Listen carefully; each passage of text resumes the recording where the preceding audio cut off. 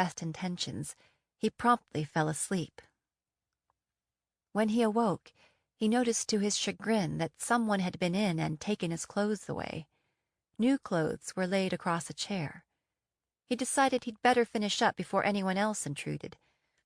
First, he washed his face again and rinsed his eyes before he got soap in the water. Then, using the soap and scrub brushes, he scrubbed himself from head to toe, cleaning out the wound on his leg as well as he could. It looked like a clean cut and not too deep. It was hard to get out of the water. Despite the fire on the hearth, the room was chilly. He climbed out and wrapped a towel around himself. As if by signal, the bathing girls burst back through the door, bringing warm towels to dry him off with. This time, Ash submitted. He was too tired to resist. "You look much better, sir, without that layer of dirt," the smaller girl said approvingly. She ran the tips of her fingers over the muscles on his chest, raising goose flesh. "We don't see many men who work with their backs for a living.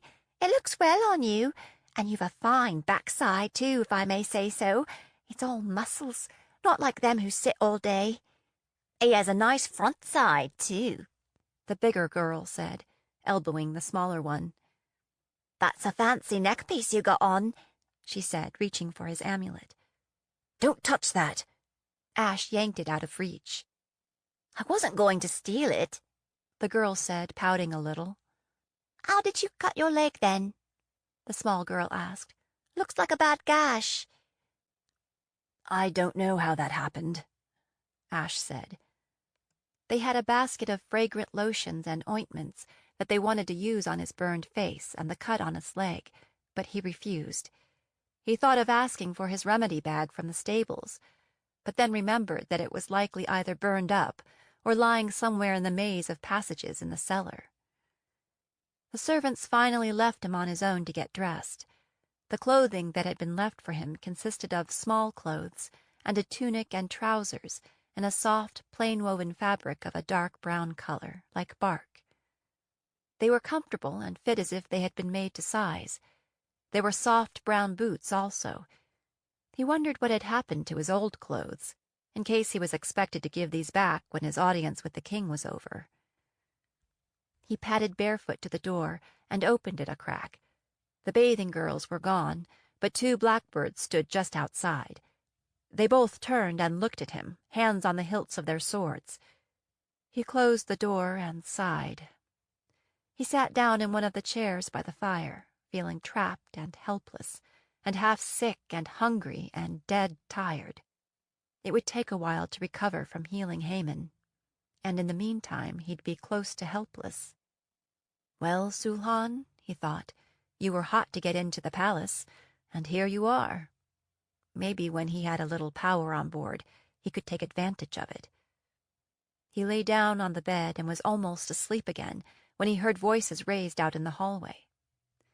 This went on for a few minutes, some kind of argument, and then the door opened. It was Lila, still wearing the clothes she had on in the courtyard, a white blouse, black skirt, and deep blue overdress with a laced bodice. Ash sat bolt upright and swung his legs over the side of the bed, suddenly wide awake. Lila put a finger to her lips, closed the door, waited a minute, and put her ear to it. Then she circled the room, poking behind draperies and tapestries, and looking under the bed. She crossed the room and stood over him, hands on hips, and said, "Have you lost your mind, princeling? It wasn't enough that assassins tried to murder you in your bed. I saved your ass, and this is the thanks I get? You turtle my wine and come straight here so they can have another go?" One thing you had to say about Lila. She knew how to launch an offense. Ash just looked at her and said nothing. He was no wordsmith, but experience had taught him that silence was often the winning hand where Lila was concerned. "Well, what the hell are you doing here?" She held his gaze for a moment or two, as if that might get her a response, then began pacing back and forth next to the bed. "What were you thinking, using magic in the middle of the courtyard? I know you're a rum healer, but you couldn't let somebody else be the hero this one time?" "If I had, Haman would be dead," Ash said evenly. That's beside the point, Lila said, likely because she knew it was true. Nobody expects you to sacrifice yourself to save somebody else. I'm the reason he got burned, Ash said. I had a certain obligation to fix him. Lila stopped pacing and swung around. What are you talking about? Never mind, Ash said. The less information he divulged to Lila, the better, until he figured out her game. Why are you here? Aside from badgering me, I mean. I'm supposed to ask you if there are any herbs or remedies you might need, beyond the standard sort, so I can be on the lookout for them. I mean, why are you in Arden's court? Is this where you've been spending your summers? Cozying up to the King of Arden? You could have mentioned that the two of you were friends. For a moment, Lila had no comeback. We're not friends, she said, avoiding Ash's eyes. I'm here on business. What kind of business? None of yours. I'm not accountable to you. Who are you accountable to? Myself, Lila said. Maybe you're the one that gave me up to the Darians at Odin's Ford. Right, she said, staring up at the ceiling. And then I turned around and rescued you. You know women, changeable as a day in April. Sometimes we just can't make up our minds. Maybe you figured you'd collect twice, once from the Darians for outing me, and once from my mother for bringing me home. Lila went back to offense. You're not planning to do something rash, are you? Such as? Such as trying to kill Montaigne. Do you think nobody's thought of that before? Do you think professionals haven't tried? You're an amateur, Sulhan. Don't let the fact that you're a wizard make you overconfident. This king is surrounded by mages, and he wears a clan-made talisman night and day to protect against magical attacks. Bellamy was right, Ash thought. Good to know. He employs a taster and takes antidotes against common poisons on a regular basis. What about uncommon poisons? Where does he get the antidotes? Lila released an exasperated breath. I should save myself a lot of trouble and hand you over to the king. I'm sure he'd offer a rich reward. Instead, I've got to find a way to get you out of here, which won't be easy now that His Majesty is all smitten with you. She began pacing again. I don't have time for this. I missed the part where I asked for your help, Ash said. Why do you care so much? You don't have anything on the table, as far as I can see. All I want for you is to go about your business and leave me alone. I would love to take care of business, Lila muttered. And I don't need an entitled runaway wizard blue-blood princeling mucking it up. No problem, Ash said. Stay out of my way, and I'll stay out of yours. Huh, Lila said. We'll see. You'll find it's hard to stay out of anyone's way in this place. 22. Homecoming. To Jenna's surprise, Karn and his blackbirds didn't bother to bring in a healer to treat the wound just below her ribs. Karn treated it himself, packing it and wrapping her middle in linen bandages. It stopped bleeding almost immediately and turned icy. At first she worried that it wasn't deep enough to kill her, but the way Karn barked orders at everyone told her that he thought it might be. They left her in her bloody fortune-telling clothes, wrapped her in furs, and bundled her into a closed carriage with 3 blackbirds and Karn inside, and more up top and riding alongside. It was snowing heavily and bitter cold. They'd taken her dagger, but she still had the pendant at least. Nobody seemed to notice it in all the fuss about her wound and the mage mark. She tucked it inside the lining of her coat when nobody was looking. She slid a finger in and touched it now and then, wondering how long before that was taken away, too. With any luck, she'd be dead before they took it. At first she struggled and kicked, and once almost threw herself out of the carriage while it was moving, but she gradually grew weaker and then slept most of the time, conscious of a creeping chill that gradually took over her body. Karn tried to give her soup and tea, but she resisted, and he spilled more than he got into her. It was like she felt every bump of the journey. Once they had to stop to put runners on the carriage to come through the deep snow. Karn swore and pounded his fist on the frame of the carriage. She heard soldiers over her head, shouting travelers off the road. She felt the pressure of Karn's eyes, as if by watching her he could keep her from slipping away. As if he could look into her soul and see what was hidden there. As her body grew colder, the air grew warmer, moister, and filled with the scent of growing things. She didn't know how long they were on the road, but finally one day, as she lay between sleep and waking, she could hear sounds outside the carriage that told her they were in a city. She heard the horses' hooves striking cobblestones and dogs barking. The familiar stench of coal fires burned in her nose, and people were shouting at each other the way they do when they are packed close together. She heard the sound of temple bells overhead. It must be almost solstice, she thought hazily. Perhaps they're taking me somewhere for the holiday. The thought made her smile. It was a large city, because it was another hour before they clattered across a bridge and into the stable yard at the palace. When they opened the door to the carriage, she could smell horse dung. Or was it the river? She knew she must be in Arden's court, the city of her birth. Or, at least, the city where her grandmother had handed her over to the only parents she'd ever known, along with a ruby-hilted dagger and a warning. She wondered if she would find any answers here. She was surprised that they would bring a Delphian patriot this far south to wring answers out of her. Maybe with Claremont gone, they were short of help when it came to torture. They wrapped her up again, and Karn himself carried her into the palace. His face looked haggard, furred with a stubble of beard. On her back as she was, she could see the frowning stone facade stretching above her as she passed beneath it, and the night sky beyond, stained sallow by the lights of the city. 23. The King's Healer. Ash had no idea what time it was when they brought in his breakfast, but it seemed that he'd just laid down his head when he was awakened by the bang and clatter. He took the arrival of the servant as a sign that his audience with the king was scheduled for an early hour, so he reluctantly rolled out of bed. He ached all over, and he still had his cuts and bruises, but he was clean and alive, and he could see, even in the dim light of the banked hearth.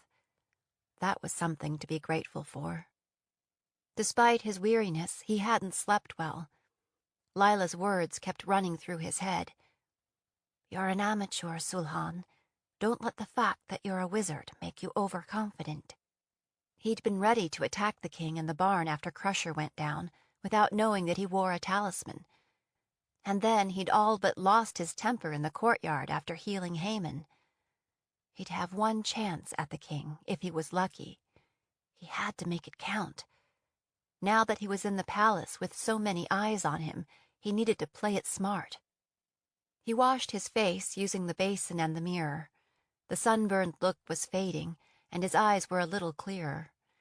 He pulled his new boots on, being careful of the gash in the back of his leg. They fit perfectly. He ran his fingers through his hair, roughly distributing it, and he was ready.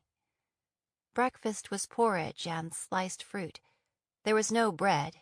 He supposed the destroyed kitchen might affect meal preparation in the palace for a while. Ash thought of Haman, wondering how he was doing, and where they had taken him. What had the bakers seen? Had they asked him any questions? Despite his worries, Ash was ravenous, as he always was after a difficult healing, and he ate heartily. All through breakfast he gripped his amulet, feeding it the trickle of power that was all he could manage. Soon he'd have enough to do some real damage. He was just finishing eating when he heard a commotion in the corridor. His door flew open, and 6 blackbirds poured into the room. They were all mages, all collared, and they seemed to be on a mission. One of them shut the door and put his back against it, while the other 5 surrounded Ash. He grabbed for his amulet, but 2 of them pinned his arms before he could touch it. Panic flickered through him again. Had the Darien brothers survived after all? Had they come to take him down to the dungeons? Worse, had Lila betrayed him? "Relax, boy," one of them said. "There's no point in fighting it. You'll get used to it after a while." He dug in a carry bag and pulled out a silver collar inscribed with runes. Ash recognized it as one of the flashcraft collars made by the clans during the Wizard Wars, now used by Arden to enslave the gifted. Maybe it was useless to resist, but Ash refused to go quietly into bondage, so it took all 5 of them to pin him to the floor and fasten the thing around his neck. If he'd had more magic on board, maybe it wouldn't have happened at all. By the end, one of the gifted blackbirds had a bloody nose and another a purpling eye, and Ash had a collar around his neck. He crouched in a corner like a wolf at bay, exploring the thing with his hands. He found the catch, which seemed to be welded shut now. He could feel the engraving under his sensitive fingers. It was a wide piece, and he found he had to keep his head upright, or it would bite into his chin or his collarbone. The blackbirds watched him with varying degrees of sympathy, depending on how they'd fared in the wrestling match. Some wouldn't look at him at all. The mage who'd brought the collar extended a hand to help him up. After a moment's hesitation, Ash took it and stood. "How does it work?" he asked. "Does it make it impossible to use magic or what?" The mage shook his head. "They want to take advantage of magery. That's the whole point. So they need us to be able to do spellcasting. Here at court, the collars prevent us from using attack magic and killing charms. That's the main limitation. Do they work on their own, or does somebody have to activate it?" "They work on their own. General Khan has some mage masters who oversee the program and can change the settings when we go into the field. What triggers it, the nature of the charm or the intent? Trying to figure out a way around it, are you? Good luck."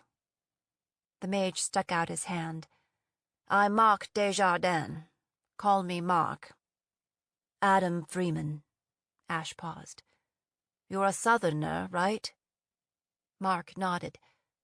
"There are mages in the south, though the Church of Malthus would like to pretend otherwise. For centuries we've been able to survive, as long as we keep our heads down and our magic to ourselves, until King Gerard found a use for us." He tapped his own collar with his forefinger. "Out in the field, these can be used to track our movements, to control our use of attack magic, and to direct our behavior in battle. They're also used to torture or kill a mage that misbehaves." "Define misbehaves," Ash said. The mage snorted. "A mage who doesn't follow orders, who tries to escape, who fights back. As long as you do what you're told, they pretty much leave you alone." Ash saw then that the flesh around Mark's collar was thickened, rough, and badly scarred, as if it had been repeatedly burned in the past. Mark noticed him staring. He smiled crookedly and ran a finger under his collar. "I used to misbehave a lot," he said. "We'd better go. The king is waiting." They walked back toward the center of the palace, the council chambers and the king's apartments. The guards had to slow their pace to match Ash's faltering gait. Despite the hour, there were many people about, most of them servants. He didn't draw as many stares as before, because now he was clean and clad in the bark brown of the healers. It seemed the King of Arden liked to sort people by colors. His escort stopped before a door that looked much like any other, except that there was a brace of the king's guards standing in front. "Prepare to kneel to the king, healer," the outside guard muttered, giving him a rough push through the doorway. Mark followed him in. He found himself in a small reception room, sumptuously decorated, with tall windows overlooking the gardens. The king sat finishing breakfast at a small table by the fireplace. Eggs and ham, not babies and kittens, as Ash might have expected. He's just a man, Ash told himself. He can die like anyone else. There were 4 blackbirds in the room, plus Mark. All of them were gifted. He was definitely outnumbered, even if he hadn't been collared, even if the king didn't wear a talisman. But you're in the same room with him, he thought. That's a start. This morning, Montaigne was clad in rather plain clothing, black trousers and a black doublet edged in gold, sturdy boots, his gold necklace with its seal of office. An elaborate dagger was belted at his waist. "Your Majesty, here is Adam Freeman, collared per your command." Mark took a few steps back so that Ash stood alone. Ash went down on his knee before the king. He didn't rise until Montaigne told him to do so. When he did, Montaigne was leaning back in his chair, toying with the hilt of his dagger, studying him. "You look much more presentable this morning, healer," he said. "I trust you suffered no ill effects from your night in custody." This spoken with the bite of sarcasm. "No, your Majesty. It was very comfortable," Ash replied, chin up, eyes straight ahead. With some effort, he unclenched his jaw. Montaigne's lips twitched. "Shall I assume that you were reluctant to take the collar?" "Do you blame me?" "A necessary precaution. It shouldn't interfere with your abilities, as long as they are employed in the interests of the crown. Should you stray from that, you will be punished." "So I'm told, sire." "Since the clothes appear to fit, ask Desjardins to have another set made, so you can wash them now and then." "Thank you for the clothes, your Majesty. They are much finer than the ones I had." Montaigne raised an eyebrow and straightened his lace cuffs. "It appears a night in the palace has improved your manners as well as your appearance." "I apologize for my behavior last night. I wasn't myself, as often happens after a difficult healing." The king's eyes narrowed, as if he weren't entirely convinced by this performance.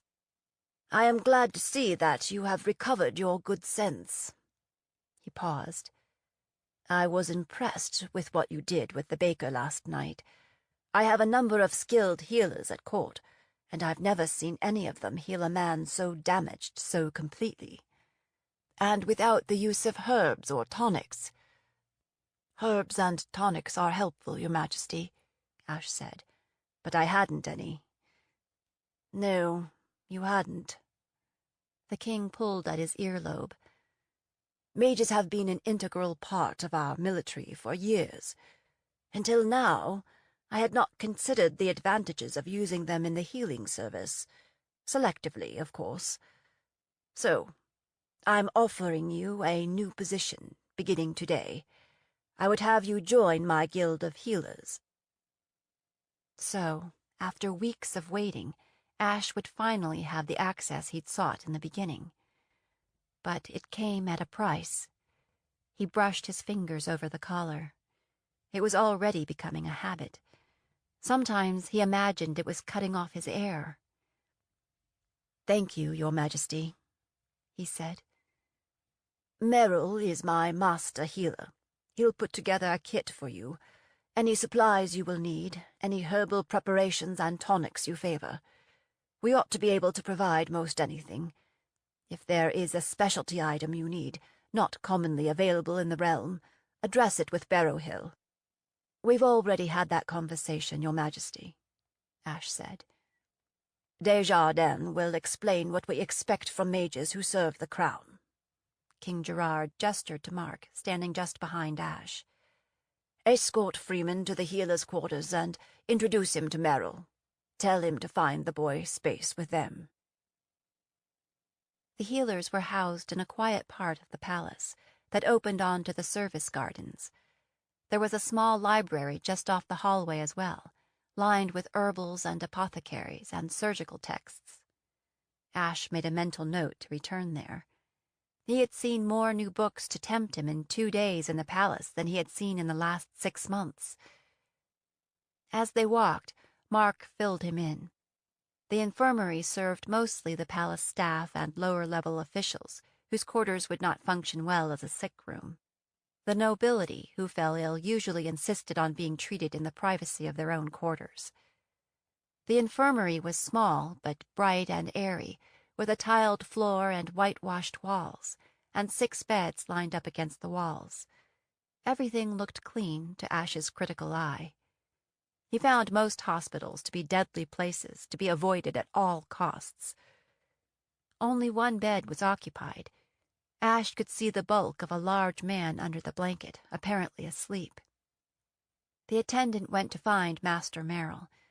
While they waited, Ash made a wish list for his healer's kit. It turned out that he had plenty of time.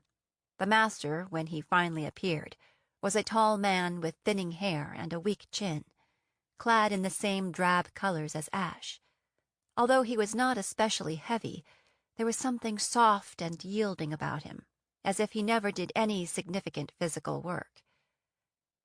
He made no attempt to hide his irritation. "Now, what's all this about?" Merrill looked them over and chose Mark as the one in charge. "I am in the middle of a complicated extraction, and I don't care to be interrupted." "This is a new healer, Adam Freeman," Mark said, nodding at Ash. "Healer? I choose my own apprentices, and I don't know this boy." He looked Ash up and down, his face a storm cloud. "Where did you steal those clothes?"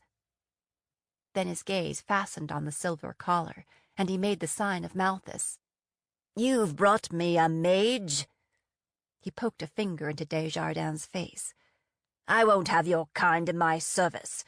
I'm not in need of any more help anyway. I've trouble enough with the apprentices I have." "King Gerard has ordered that Freeman be admitted to the Royal Guild of Healers," Desjardins said evenly. "Do you wish me to carry your objections to His Majesty?" The commotion had disturbed the patient in the bed. He stirred and sat up, rubbing his eyes. They went wide when they lit on Ash. "Adam! By the Maker, you're here! I can't believe what they've been telling me." It was Haman.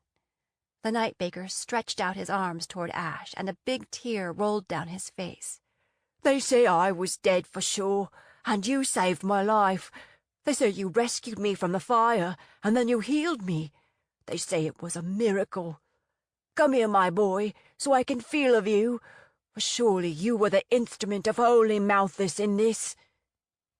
Reluctantly, Ash moved to the bedside and endured the baker's embrace.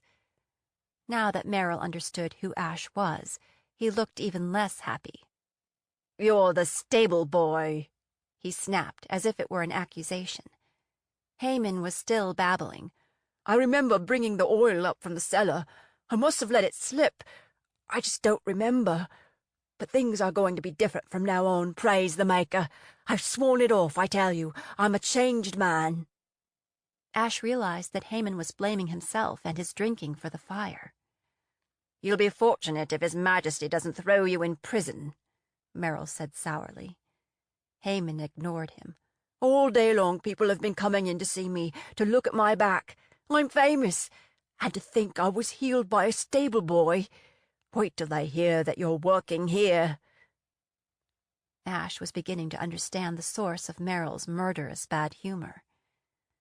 The master fixed Ash with the haughty gaze of a saint confronting a sinner. "From what I heard, it was sorcery." He pointed a warning finger at the baker. "'Tis a poor bargain if you've traded the integrity of your body for the future of your immortal soul." That was when Ash noticed the emblem of the rising sun of Malthus dangling from a chain about the master's neck. So the healer was a churchman, a not uncommon wedding of professions in Arden. "No, no, it was a blessing, Master Merrill," Haman insisted. "I have never felt so close to the faith as I do now." "It couldn't have been much of a burn," Merrill said, scowling. "It is nearly healed." "It was monstrous big," Haman said, leaning forward. "Rolly, he said I was burnt to the bone. He saw it with his own eyes." His Majesty would like you to put together a kit for Freeman, Mark said, and provide a place for him to stay. The boy won't need a kit, Merrill grumbled. He's not qualified to do any actual healing. Ash was accustomed to working with oversized egos from his time with Master Vega in the Fells. I know you're busy, Master Merrill, he said, holding up his list. I just need a few things to get started. I can put it together myself if you tell me where things are, and I'll be happy to do any necessary extractions as well. Merrill snatched the list from Ash. I don't want a stable boy mucking around in my formulary. He scanned the list and looked up, surprised. How did you... My mother taught me about herbs and medicinals, and I had some training at the academy. It will take a while to put this together. The healer seemed resigned to it. Wait here. He disappeared into the rear. Ash returned to Hayman's bedside. As long as I'm here, why don't I take a look at your back? Are you still in any pain? He thought it better to examine his patient in Merrill's absence. Hayman obligingly lifted up his shirt and turned his back to Ash. It's still tender, like a scald, maybe. Not much worse than that. Ash pushed lightly on the skin and watched with satisfaction as the blood returned. Have they put anything on it? Some kind of ointment, the baker said over his shoulder. Aloe, probably. That's what it smelled like. I don't think you'll have any scarring. Make sure you drink plenty of water.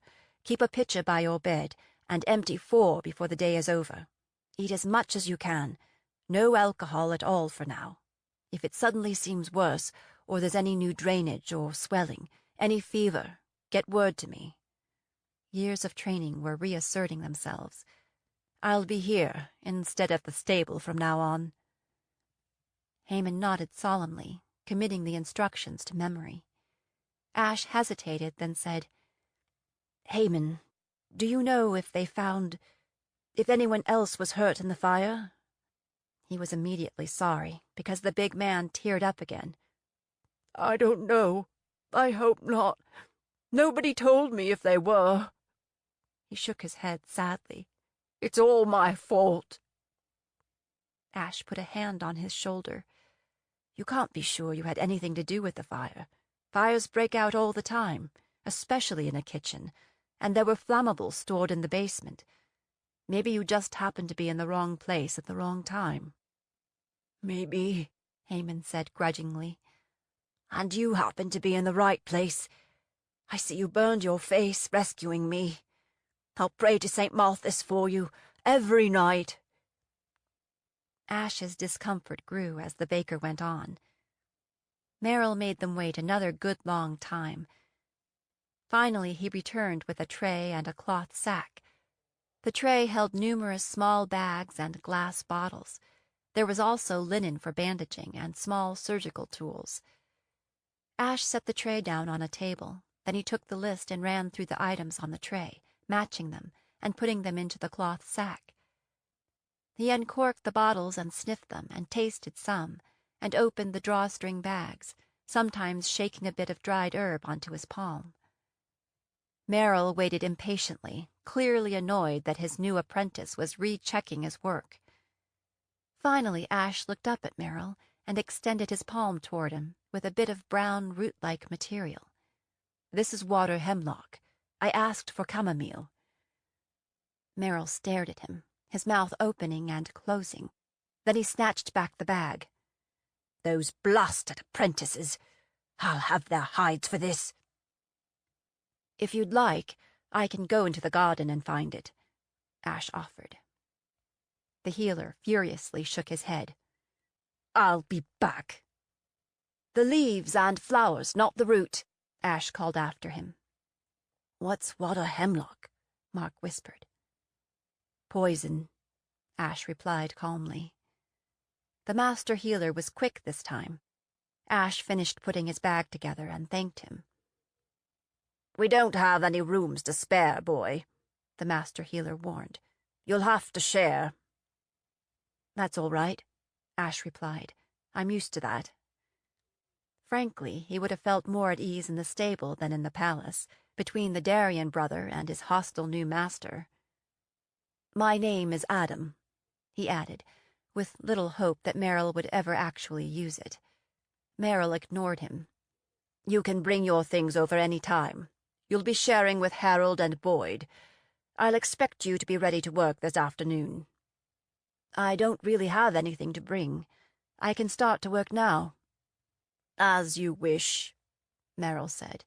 "You can start in the garden, since you fancy yourself an expert at telling one plant from another." 24. An early morning summons. Ash shared a tiny room in back of the extraction laboratory with 2 other apprentices, both much younger than him. Harold and Boyd seemed surprised to be teamed with someone who was nearly grown. Over a period of days, as they realized how knowledgeable he was, they began turning to him for guidance when they had a question. Merrill wasn't much of a teacher. He seemed to be threatened by anyone with a smattering of talent or skill. Ash was happy to help them, but only when Merrill wasn't around. The apprentices were expected to clean the extraction lab and set up materials for the master healers. When the lab was in use, their sleeping room was almost unbearable because of the odors, so Ash spent very little time there. Since the healers' quarters were out of the way, it was more difficult to keep track of events in and around the palace, but Ash was just as happy to lay low, in case more Darien brothers came looking for him. After days passed and there was no sign of them, he began to relax a little. It was possible the priest who'd spotted him had kept it to himself, not wanting to share with his brothers. Ash had hoped that a position in the healing halls would give him better access to the king, but that didn't happen. When he asked Harold and Boyd who took care of the king, they said Montaigne hadn't called for a healer since they'd been there. "He's never sick?" Ash asked. "If he is, he don't call on us," Harold said. The nobility, including the Ardenine Thanes, were treated in their own quarters by the master healers. Apprentices often went along to assist, but Ash was never invited. The other healers gave him a wide berth, making the sign of Malthus if he got too close. Much of Ash's assigned work consisted of cleanup, the harvesting and drying of plants, the chopping of roots and grinding of herbs with a mortar and pestle. Tasks he'd been doing for Taliesin since he was 12. Sometimes he was allowed to pour off and label extractions after they were made. He suspected that Merrill didn't want to give Ash another chance to demonstrate what he could do. Once Heyman was released from the infirmary, however, there came a steady stream of servants, soldiers, and minor officials with illnesses and injuries, asking for Adam Freeman. Apparently, now that the baker was on the loose, he was spreading the good news. Master Merrill's annoyance was tempered by the fact that he had no interest in treating the riffraff. Eventually, a patient was admitted with dysentery, and Ash was assigned to bathe the unfortunate and change his bed. Merrill seemed to delight in finding menial tasks to keep him busy. So, unless the King of Arden needed his toenails trimmed, they were unlikely to meet again. Ash had retrieved his death-dealing formulary from the stables. He hid it carefully under a stone in the garden and protected it with a charm. He was at a loss for how to use it. He could tamper with the food down in the kitchens, but there was no guarantee any of it would make its way to his target. The king had a taster. Those who shared the palace with him did not. Innocent people would die, the kitchen staff would pay the price, and the king would go on living. The same applied to the herbs and medicinals in the healer's formulary. Unless he could get his hands on an order specifically for the king, he was unlikely to succeed by that route. Taliesin always said that using poison in a crowd was like shooting a bolt into the sky, not knowing where it would land. Anyway, Merrill kept a hawk's eye on Ash, waiting for him to make a misstep. Ash had no doubt that any problem would be laid directly at his door. One morning, about a fortnight after Ash had moved to the healer's quarters, He was setting up and labeling the solvents and diluents, using the compounding recipes while the two younger boys gathered materials from the storeroom in the rear. Master Merrill was away, and the two apprentices were eager to tell him why. "Did you hear what happened last night?" Harold said, dumping an armload of herbs onto the table. "With Lady Estelle and all?" Ash shook his head, distracted. He was counting out measures of willow bark. "No, I didn't hear." Lady Estelle was the king's current favorite, and Harold and Boyd were unrepentant gossips. Ash really didn't care who was carrying the king's chance child. "Last night the king all but climbed in bed with a viper." That caught Ash's interest. "A viper? How could that happen?" "From all I heard, it was a death-sting adder," Harold went on. "They're only big around as your little finger, but if one bites you, you're a goner." A snake was in his rooms? Harold shook his head. "Like I said, it was in the Lady Estelle's suite." Ash abandoned all pretense of working. "Was the king bitten?" he asked with a spark of hope. "I don't think so. King Gerard, he ran out of the room, shouting for his guard. 5 blackbirds went in and tore the bed apart looking for it, and finally killed it. Lady Estelle and all her ladies, they were hysterical." Ash sat down on the bed, heart thumping. "How do you know all this?" "Master Merrill took me with him to help carry. He thought he'd need help, what with 5 women all carrying on." Harold was beside himself with delight at being the bearer of such important news, while Boyd looked glum at being left out. "Master Merrill is treating the king?" "Ha! No danger of a cure there." Harold shook his head, as if Ash were a little thick. "Nah, I told you, the king, it's like he don't believe in healers. I mean the ladies. They was in a frenzy, and we had no ladies' tonic made up, so we give 'em enough brandy to put a sapper on his back. Then the king's guard, they come in, and they have at Lady Estelle and the ladies, asking 'em all kinds of questions, only they wasn't making much sense by this time, and the guard, they want us to sober 'em up again." Harold lowered his voice to a conspiratorial whisper. "See, they're thinking the snake was meant for the king." Who would want to hurt the king? Ash might have sounded a little sarcastic, but it went right by Harold and Boyd. Do they have any suspects? "Well, I don't guess they'd tell Harold if they did," Boyd broke in, eager to participate. "Well, after the guards left, Lady Estelle and her ladies were all in a panic because it seemed like the blackbirds thought maybe they was in on it." Where was the king all this time? "He went back to his suite, far as I know." Just then they heard a footstep in the hallway. Boyd and Harold hurried to look busy, thinking maybe it was Master Merrill. But it was Mark Desjardins. "Freeman, get your kit and come with me. The king has asked for you." Ash tried to read Mark's face, but got nothing. "He asked for me specifically." The mage nodded. Was it possible the king had been bitten after all? With mingled apprehension and anticipation, Ash set his work aside and washed his hands. He retrieved his kit from under his bed. "Wait here," he said. "I need to get something from the garden, just in case I need it." Blessedly, they didn't follow him out there. He knelt behind a low wall, lifted the stone, and pulled out his hidden saddlebag. Running his fingers over the packets and bottles inside, he chose 2 small bottles. The first he tucked into a pocket he'd sewn into his sleeve.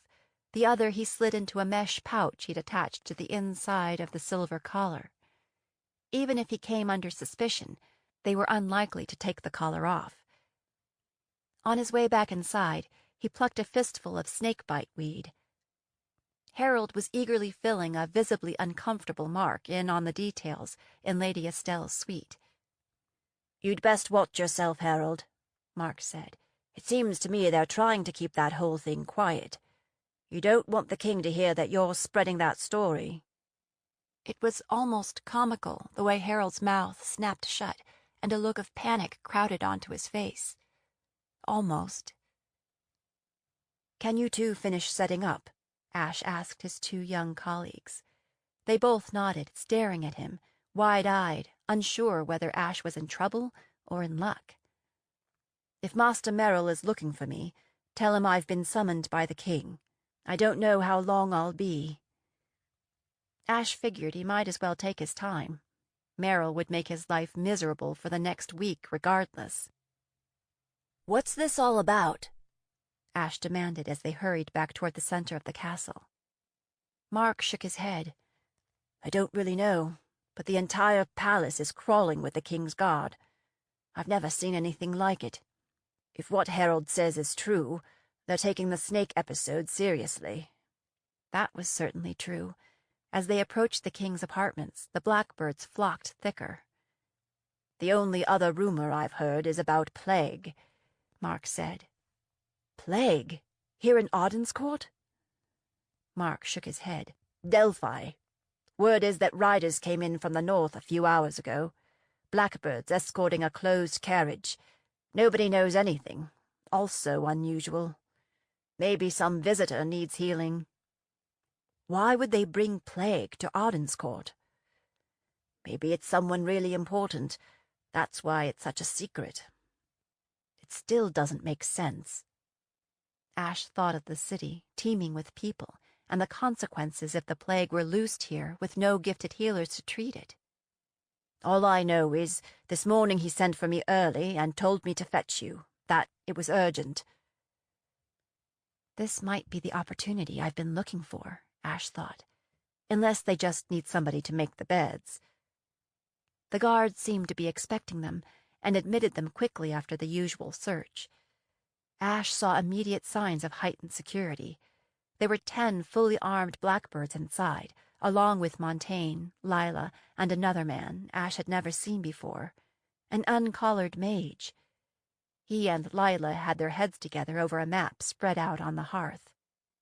Ash studied the king, looking for signs of illness, but saw none, only evidence of murderous foul humor. The stranger looked to be the same age as Ash, with a lean, muscular build, hazel eyes, a stubble of reddish beard, and brown hair. His clothing was travel-stained, as if he'd been on the road for days and hadn't had time to change. Was this his patient? Ash guessed not. The mage appeared worried, almost agitated, but Ash sensed no physical disorder about him. When they entered the room, Lila and the stranger broke off their conversation. He leaned forward, hands on his knees, examining Ash with sharp interest. Should I offer him the secret wizard handshake? Ash thought. "Lieutenant Karn!" Mark exclaimed. "You're back!"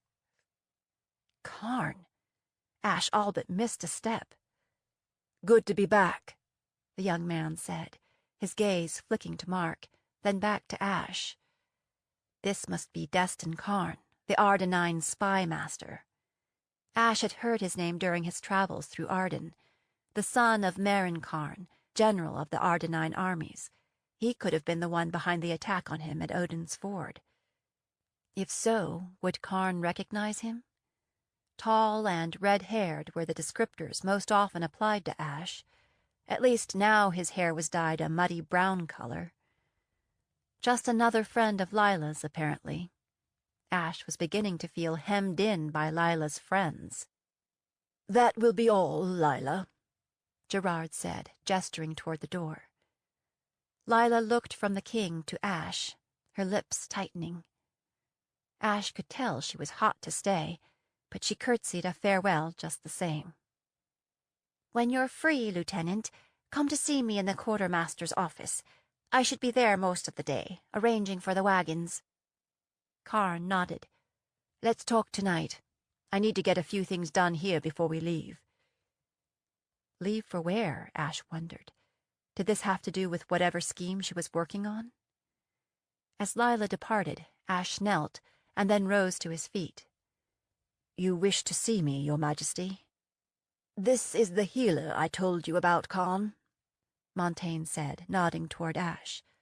Have him take a look at the girl if you really think we need a second opinion, but I think you're worrying unnecessarily. Merrill said that she would mend, given rest and a little time. He offered to bleed her if need be. I would be pleased to examine your patient, Ash blurted. If you wish, sire. Ash had a low opinion of Merrill's opinion, and it might be another opportunity to win the trust of the king. Karn unfolded to his feet and walked toward Ash, moving gracefully like a cat.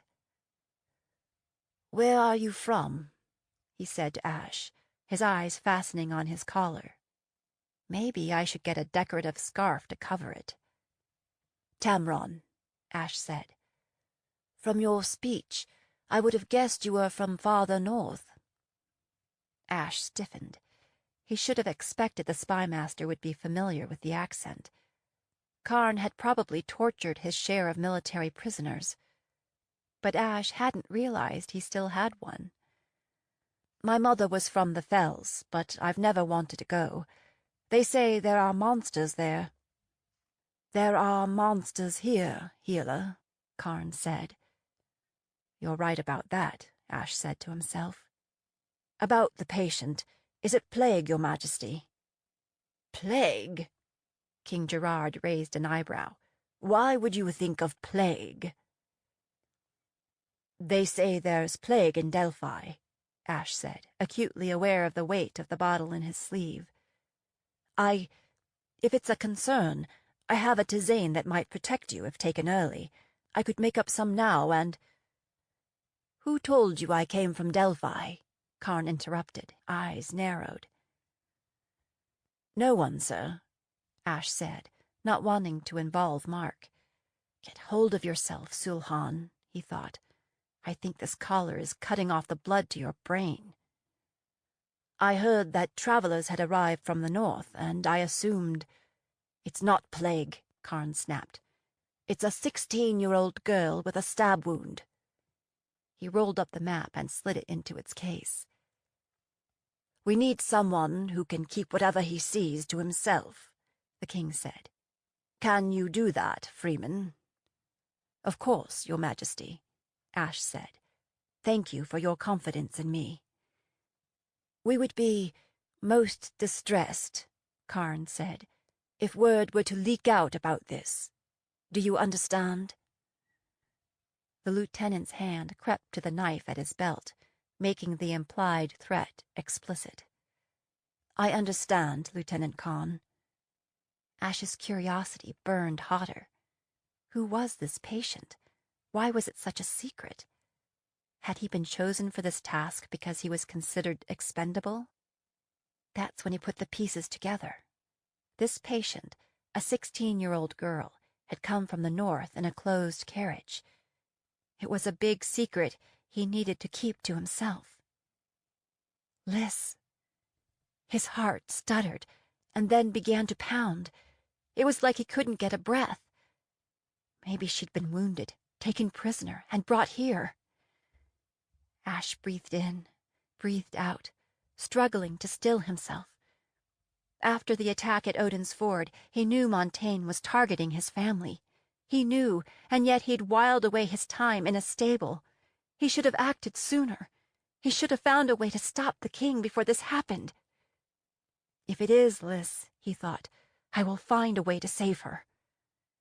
Unbidden, Talison's words came back to him. The time will come when you will wish that you were a better healer. Healer? Karn tilted his head, frowning. Is there a problem?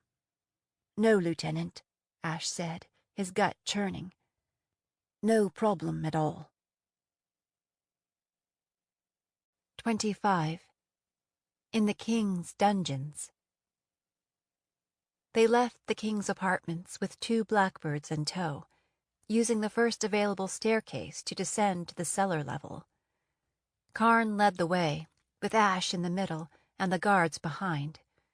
They wound their way into the heart of the castle until they came to a stout wooden door sunken into the wall, blackbirds to either side.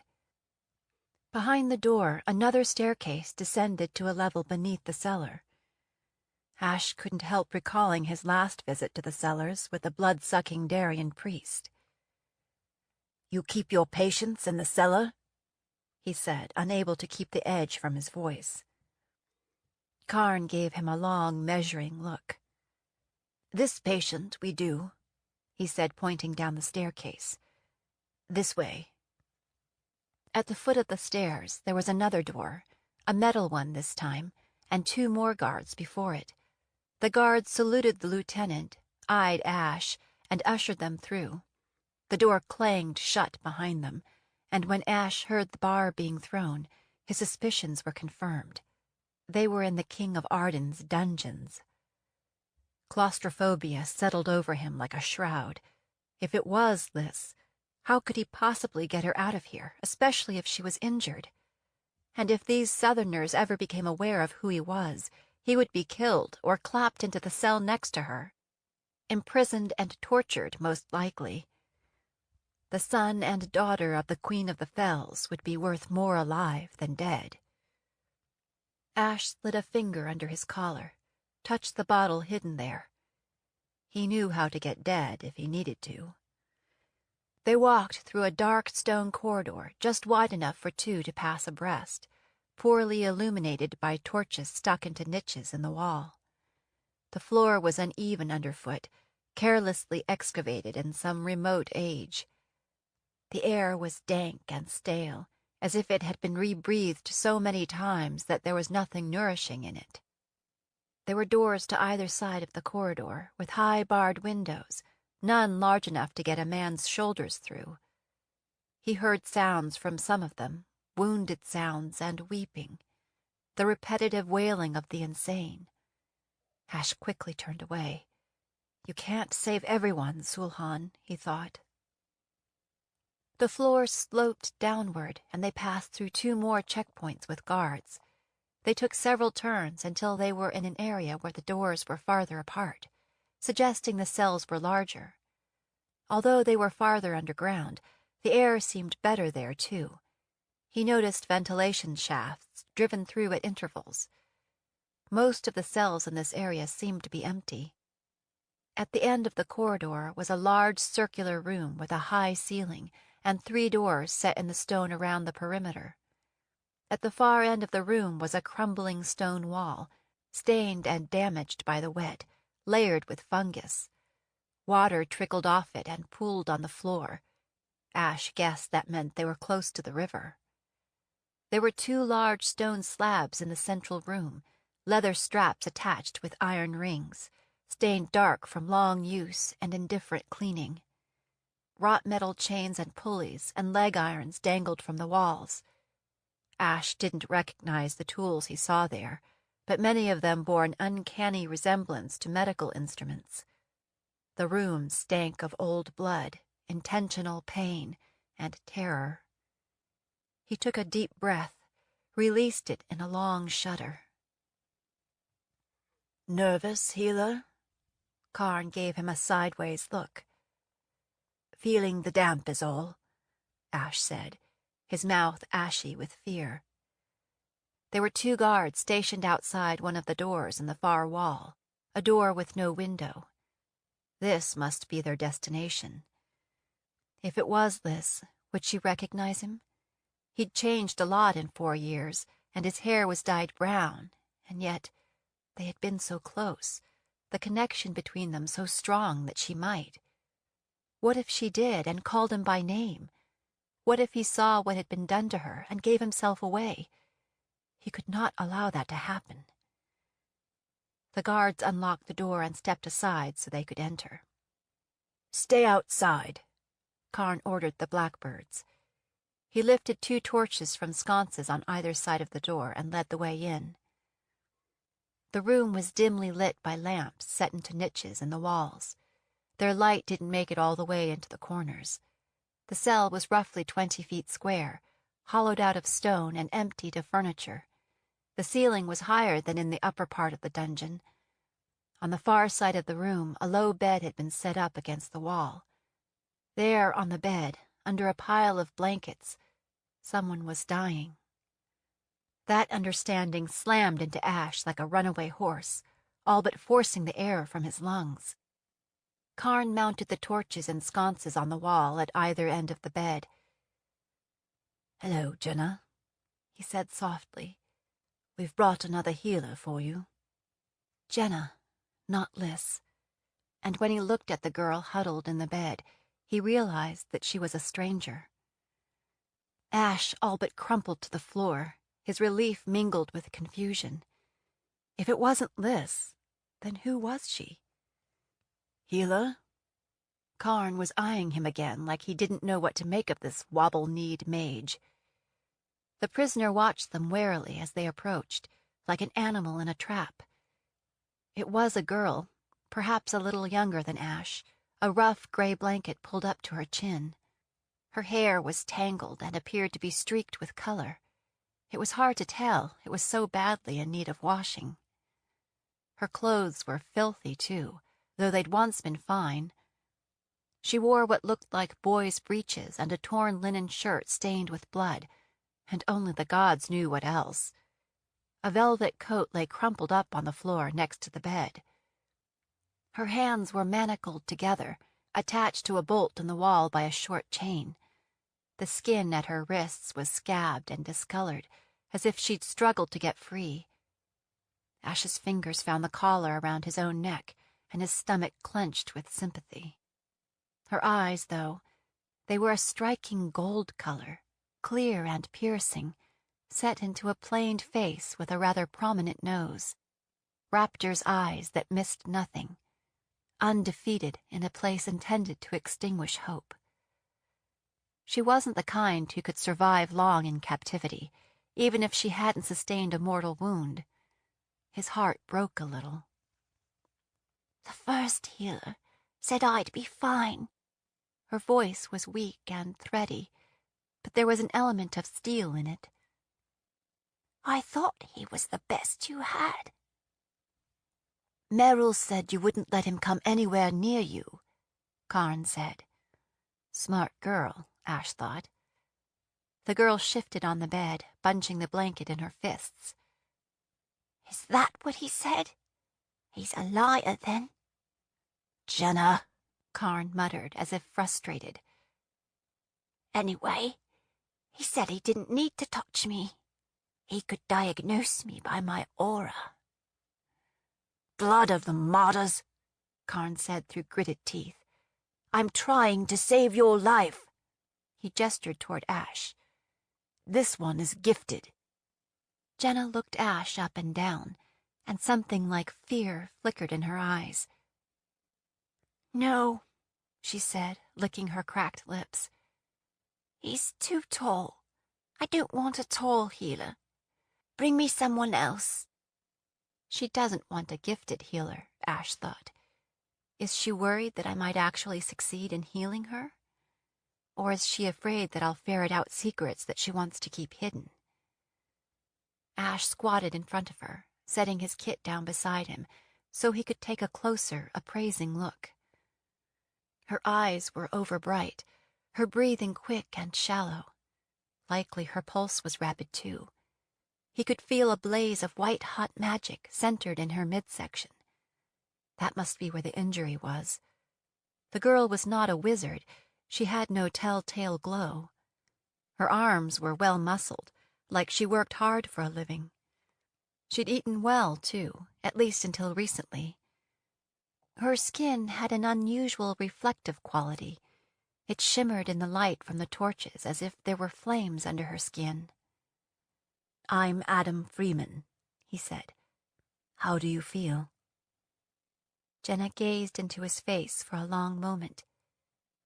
"You are a wolf," she said, her lip curling.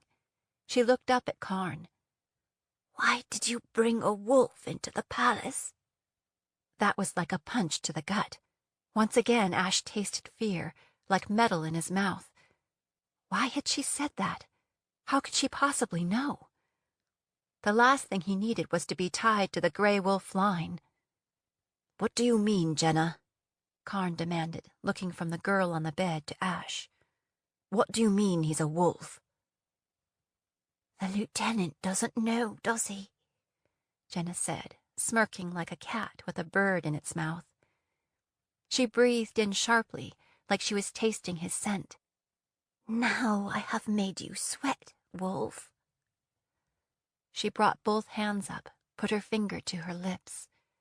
Shh, she said, then slumped back onto her pillows and rolled onto her side, facing the wall, so Ash was staring at her back. It seemed that his patient had been doing an assessment of her own. Well, Karn shifted impatiently. Are you going to get to work or not? Ash rose to his feet and broadened his stance. She needs to be moved upstairs. She needs fresh air and light. Karn folded his arms and shook his head. That's not going to happen, healer. You'll have to do the best you can right here.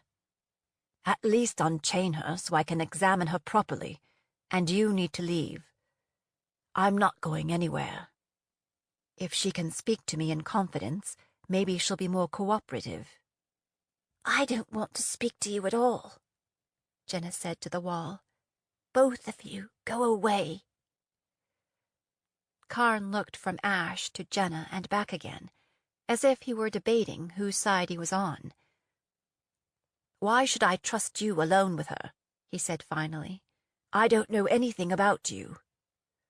The king's word isn't enough. Ash raised an eyebrow.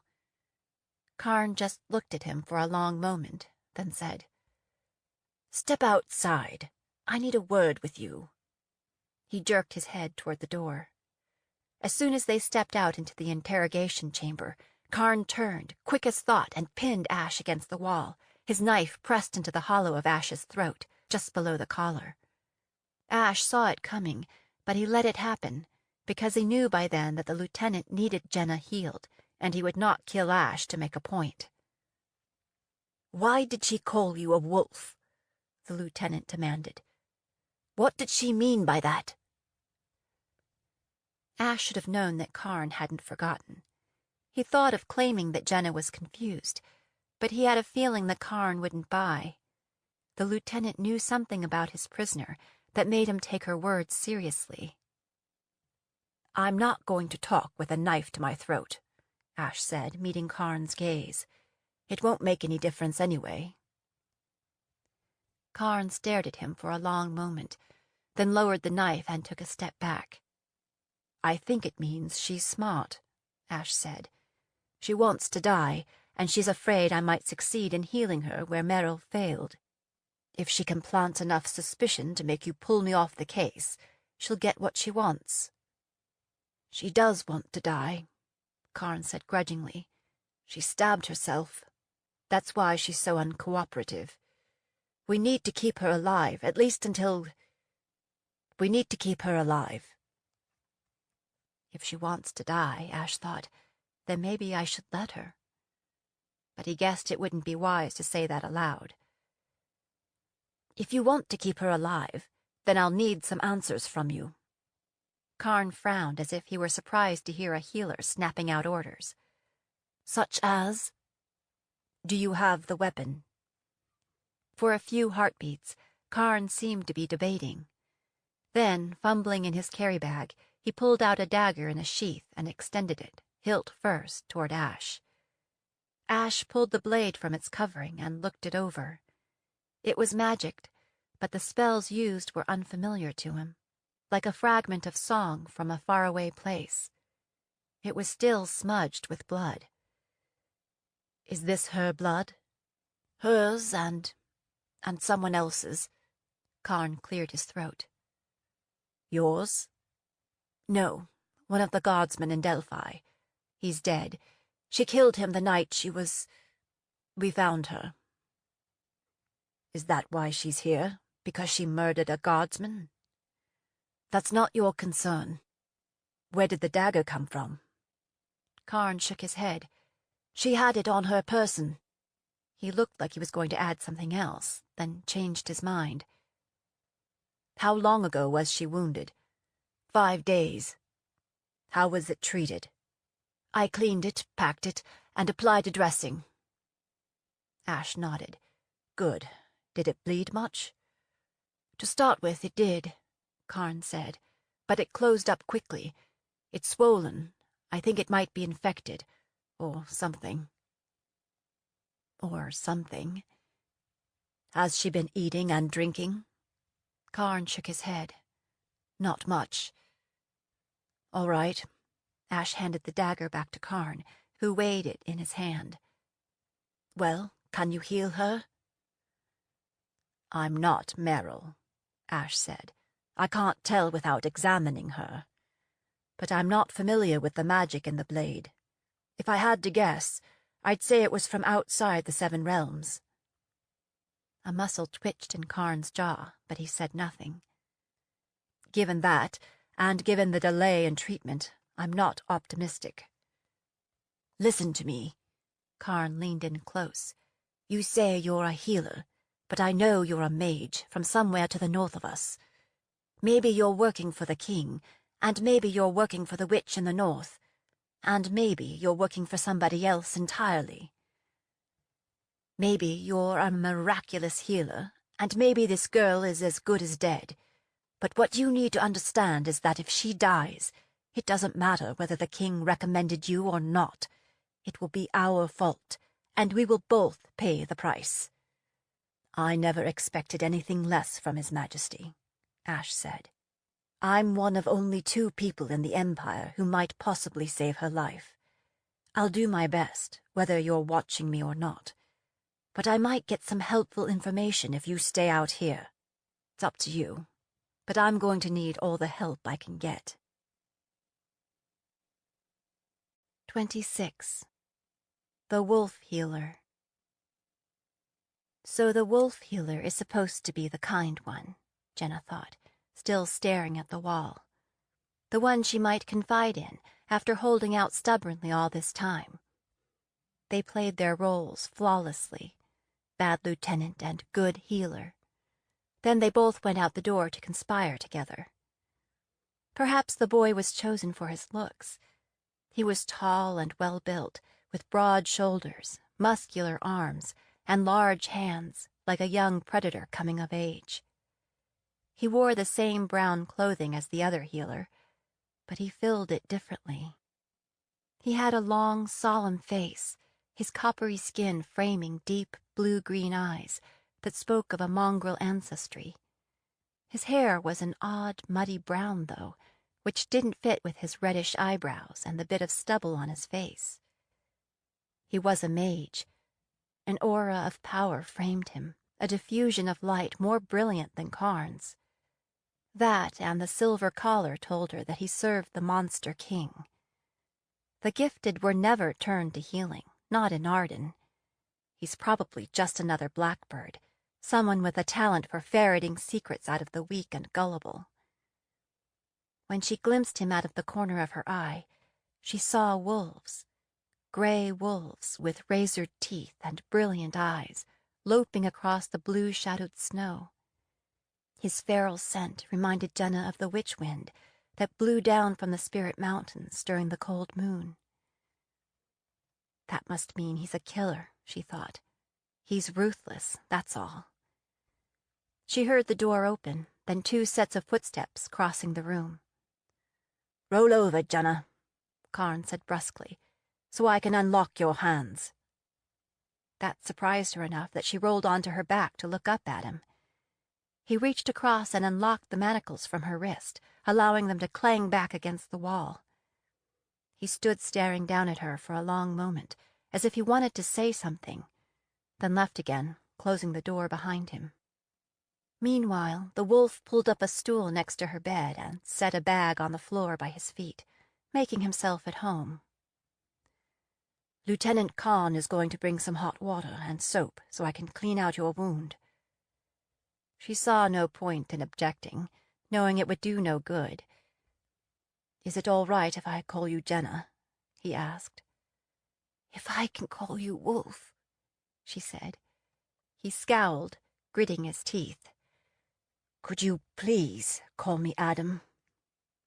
All right, she said. I will try and think of you as a wolf called Adam. So, Jenna, Adam Wolf said, like he just had to try it out. What exactly happened to you? Why do you care? He seemed stuck for a moment. You're a person, he said finally. Well, this person wants you to go away. I can't do that, he said. He paused, and when she didn't have a comeback, leaned forward again. Tell me about the dagger. It seems to be magecraft. Where did you get it? Tell me about your collar, she said, pretending to look up at the ceiling, but watching him out of the corner of her eye. That's magecraft too. Does the king have a leash for you as well? It wasn't my idea, the healer muttered, scowling. So we have a bond, you and I, both being leashed by the king, and now I'll reveal all my secrets. Is that the idea? He shook his head, his jaw tightening as anger rose from him like mist. The wolf was like a tapestry. The surface he presented was calm, tightly woven, but underlain by dark threads of violence. I don't need to know all your secrets, he said. Just the ones that will help me do my job. For a healer, she said, still pushing, you have a very dark soul. He flinched back as if he'd been caught in a lie, and rubbed the back of his neck. One of my teachers once told me that healers stand astride the line between life and death. Maybe that's why. He paused, and when she didn't respond, said, Why are you the king's prisoner? They seem to think I blew up some stuff, and set fire to some stuff, and maybe gave away some secrets.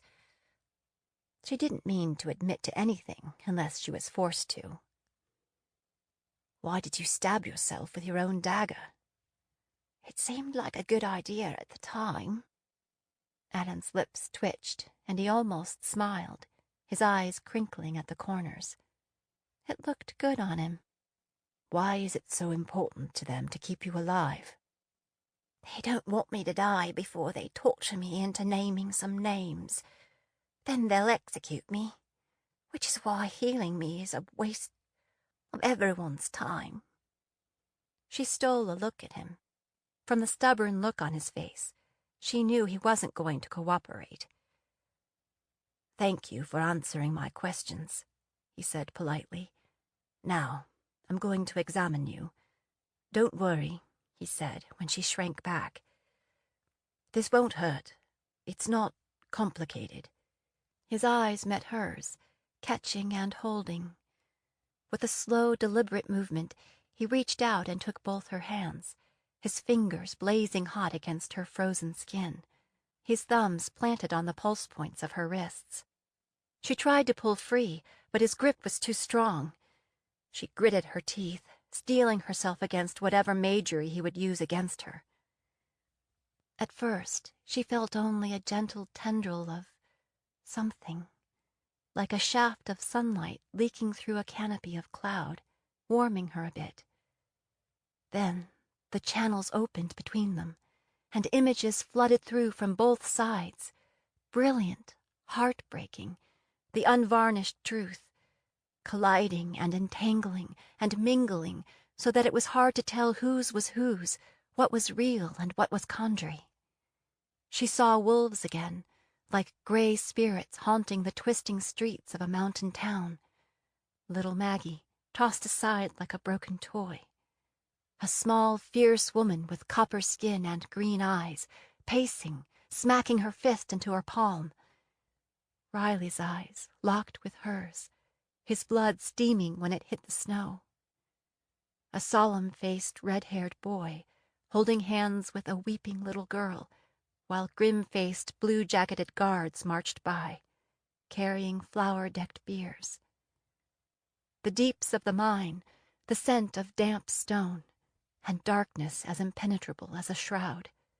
A dagger with a dragon hilt, its blade smeared with blood, a fair-haired man lying on slushy cobblestones. The red-haired boy knelt next to him, clutching a pendant carved in the shape of a serpent. Her own father's blood soaking into the tavern floor. The perfect whoosh as the mudback warehouse went up in flames, the bedrock shaking as the munitions inside blew. A lone wolf with savage, wounded eyes, keeping to the shadows, scales and claws that glittered in the sun. She stole a look at the healer.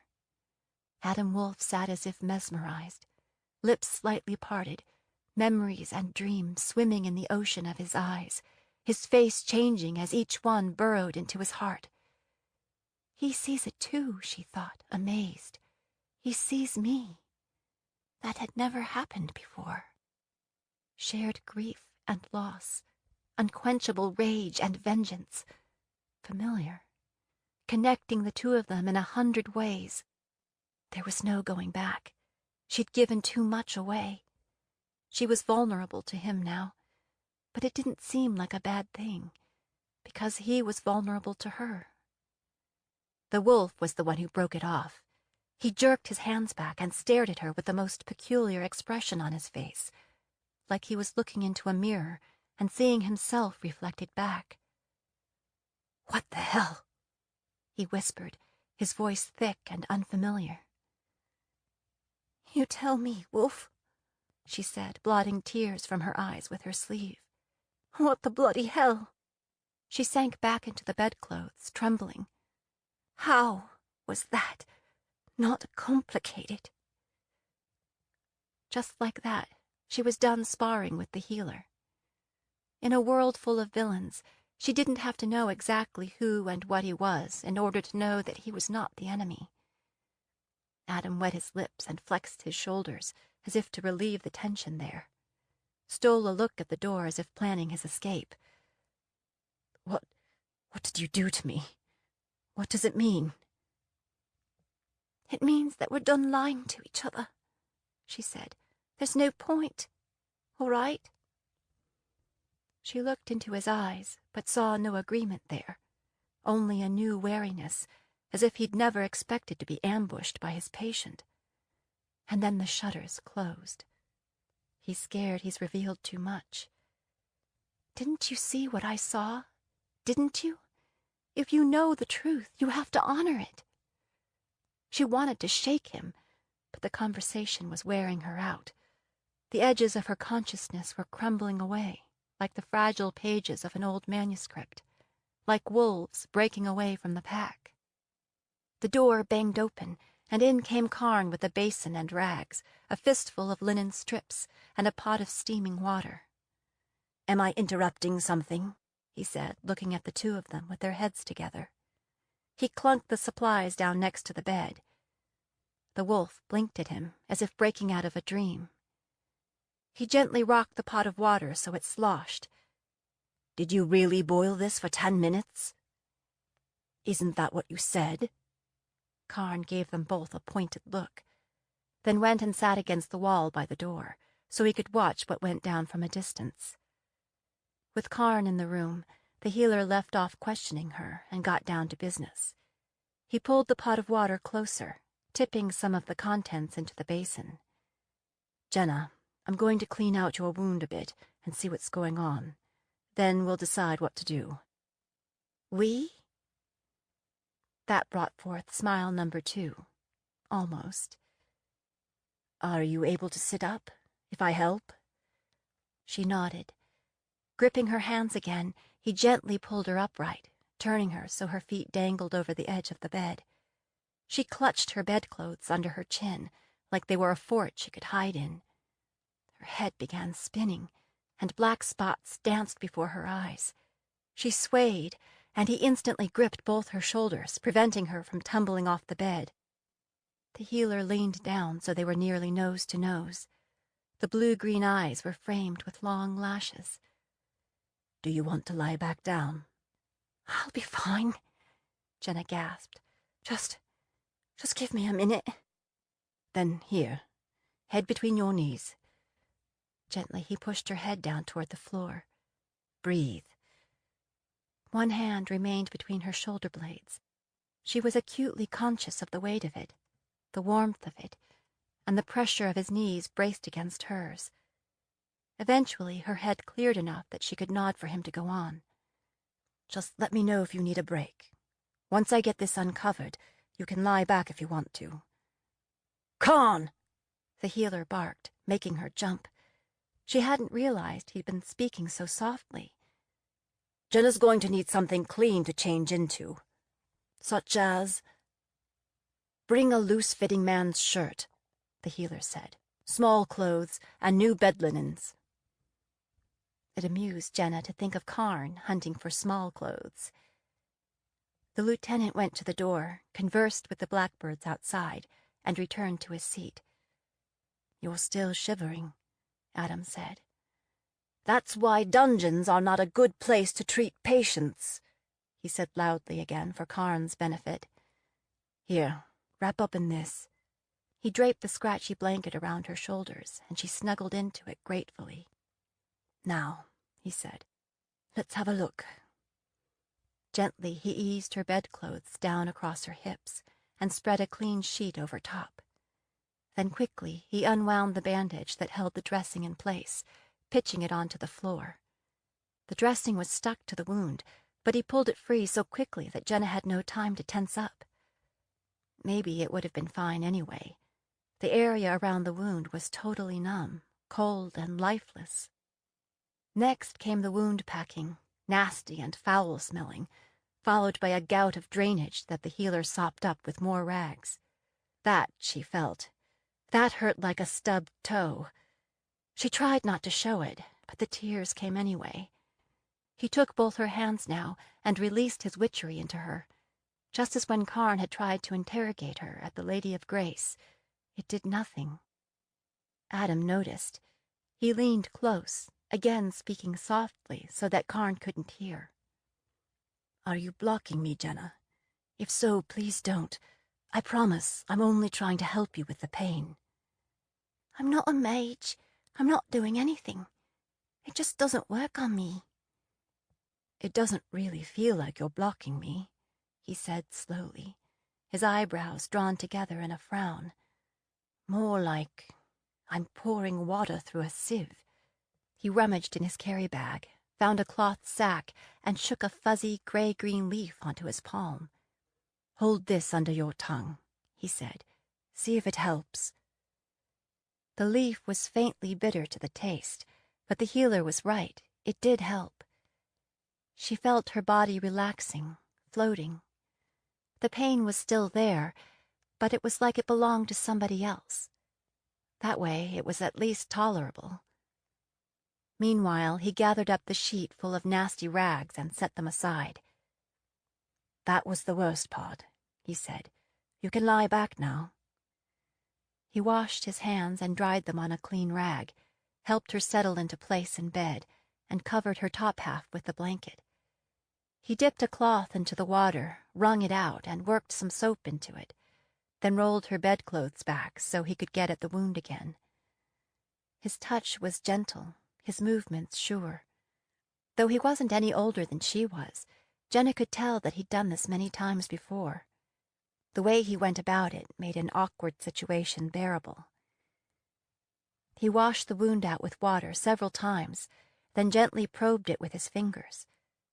It was strangely unsettling to feel the pressure of his fingers under numb skin. He slid a hand under his tunic to grip his jinx piece and muttered charms. Nothing seemed to happen. Finally, shaking his head, he sat back. He used his forearm to swipe sweat from his face, since his hands were once again covered in blood.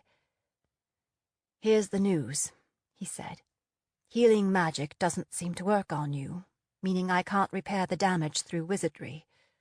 Unfortunately, you are not resistant to the magic in the blade. It will kill you if left alone. I'm guessing it won't be pleasant. Jenna leaned closer. You could give me a gentle death. I could, he said. But if I treat you, and then you die, then I'll be in for an ungentle death. I would need more information in order to decide whether to make that trade. What are you two whispering about? Karn demanded. She's telling me about working in the coal mines, the healer called back. How it's not for everybody, But if you survive, you get to keep on doing it. He's a smart-ass, Jenna thought. I like that in a person. Karn stood, picked up his stool, and carried it over to the head of Jenna's bed. Then sat again, close enough to listen in. Adam washed his hands again. Jenna had never seen anyone so keen on hand-washing. "All right, Jenna," he said with a grim smile. "I've got one more thing to try. Let's both hope this works." Taking a deep breath, as if bracing for an ordeal, he placed his palm over the wound. She felt the tingle of magic against her skin, then a pulling sensation, as if he were drawing something out of the wound. It felt peculiar, like he was trying to yank her spine out through her navel. "What are you doing?" she said, pressing herself down into the bed. "I may not be able to heal what is already damaged, but I can draw the magic out and give you a fighting chance." She fixed on his face. Adam's eyes were squinted with concentration, and sweat beaded his upper lip as if he were calling on all the strength he had. It went on, until she felt as if she might turn inside out. This time, it made a difference. Gradually, the area around the wound warmed as the blood returned. It grew more and more painful as sensation returned as well. She gasped, and his eyes met hers. "I'm sorry. Sometimes the cure seems worse than the disease." As her strength returned, hope rekindled, and her will to live burned brighter. But the healer, he looked worse and worse as she grew better. His skin went ashy, his breathing became labored, his eyes clouded. At one point he turned away and vomited something vile into the basin, but right away he went back to it, pulling and pulling and pulling until he looked more like the patient than the healer. "Stop it," she said. "Healer, that's enough. You're hurting yourself." She gripped his wrists with newfound strength and tried to pull his hands away from the wound. He shook his head fiercely and pressed harder. The silent struggle continued until the healer swayed, slumped sideways, and crumbled onto the floor. "Karn!" she cried out. Vaulting from the bed, she knelt beside the healer, but Karn was already there. Swearing, the lieutenant rolled the boy onto his back. "What happened? Did you stab him too?" "Shut it," Jenna said. "I think he's fainted." She brushed the healer's hair off his clammy forehead. His eyes were closed, his lids like twin bruises against the pallor of his face, his legs and arms twitching uncontrollably. Squatting in front of him, Karn slapped him on the cheeks, at first lightly and then with more force. There was no response. Jenna gripped Adam's hands, chafing them, wishing she could somehow pull the deadly magic back, but she had no idea how. Reaching into the neckline of his tunic, she pulled out the jinx piece. It was the serpent pendant she'd seen in the healer's memory. She tried to wrap both of his hands around the pendant, but they fell away as soon as she let go. No, nobody else was going to die because of her. She glared at Karn. "You're a mage. Heal him." He shook his head, shrugging helplessly. "I don't know how." In desperation, she grabbed the water pitcher from a niche in the wall and upended it over the healer's head. Adam spluttered and coughed, batting at the pitcher with one hand. "I'm all right," he said. "Stop drowning me." He shook his head, spraying water everywhere like a dog. Jenna grabbed up a clean rag and mopped at his face. Now his hand found his amulet, and he hung on. "I've just got to learn to pace myself, is all," he said, licking his lips. "You've got to learn not to do stupid things," Jenna said. Karn sat back on his heels and looked at Jenna for the first time. "Well, well." He smiled faintly, a smile of relief. "You look better if he doesn't. You are a fine healer, Freeman. The legend lives on." Jenna sank back onto the bed, her fingers searching out the wound under her rib cage. Though it was still open, it no longer drew her attention like an icy boil, and the skin around the wound was hardening. Her head was clearer than it had been for days, and she was beginning to care that she was filthy. That's amazing," she said. She looked at the drenched healer. "You're amazing." Then Adam smiled, a full-on, genuine smile that warmed her to the core. Maybe it was foolish. Maybe they looked like a pair of loons, grinning at each other in a dungeon cell. Maybe it would be all ashes and regret tomorrow. But she couldn't help smiling back. 27. To the King's Health. By the next morning, Ash had nearly recovered, physically at least, from his healing of Jenna. He had a depleted amulet and a major magical hangover, which wasn't improved by the tongue lashing he received from Master Merrill for leaving his post the day before. "What do you mean disappearing yesterday and leaving all of your work for Harold and Boyd to do?" Merrill demanded. "They couldn't do some of the calculations, so the proportions were wrong, and we had to throw out the entire batch. Do you have any idea what that costs?" Ash stared at him in dull disbelief. "Didn't they tell you where You are answerable to me," Merrill fumed. "I don't care what else you had to do. You need my permission to leave your work area." Ash wasn't long on patience to begin with, and what little he had was quickly draining away. "The king summoned me. I didn't think it was wise to say no." That made things worse, especially when the master healer noticed the condition of Ash's tunic, which was draped over a chair. "Is that blood on your tunic? Were you performing surgery? By the great saint, you are not qualified. If His Majesty doesn't understand that now, I'll make sure he does before the day is out." "You do that," Ash said. "You go right ahead and talk to him. Make your case.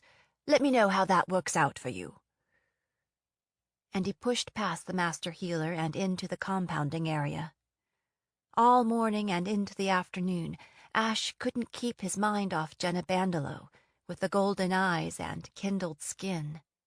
It was as if their minds had been joined, however briefly, when he tried to examine her. It would be a long time before he recovered from that.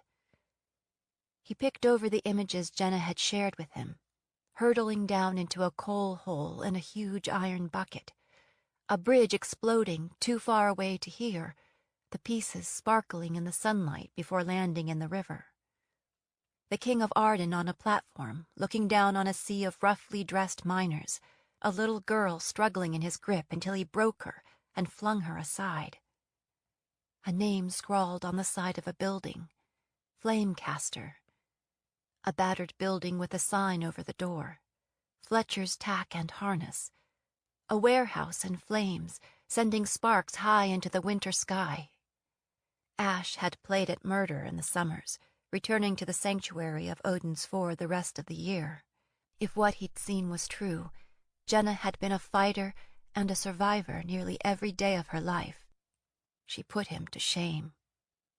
If he could believe what he'd seen, perhaps her gift was the planting of lies that mimic the truth. Truth or not, he did believe it.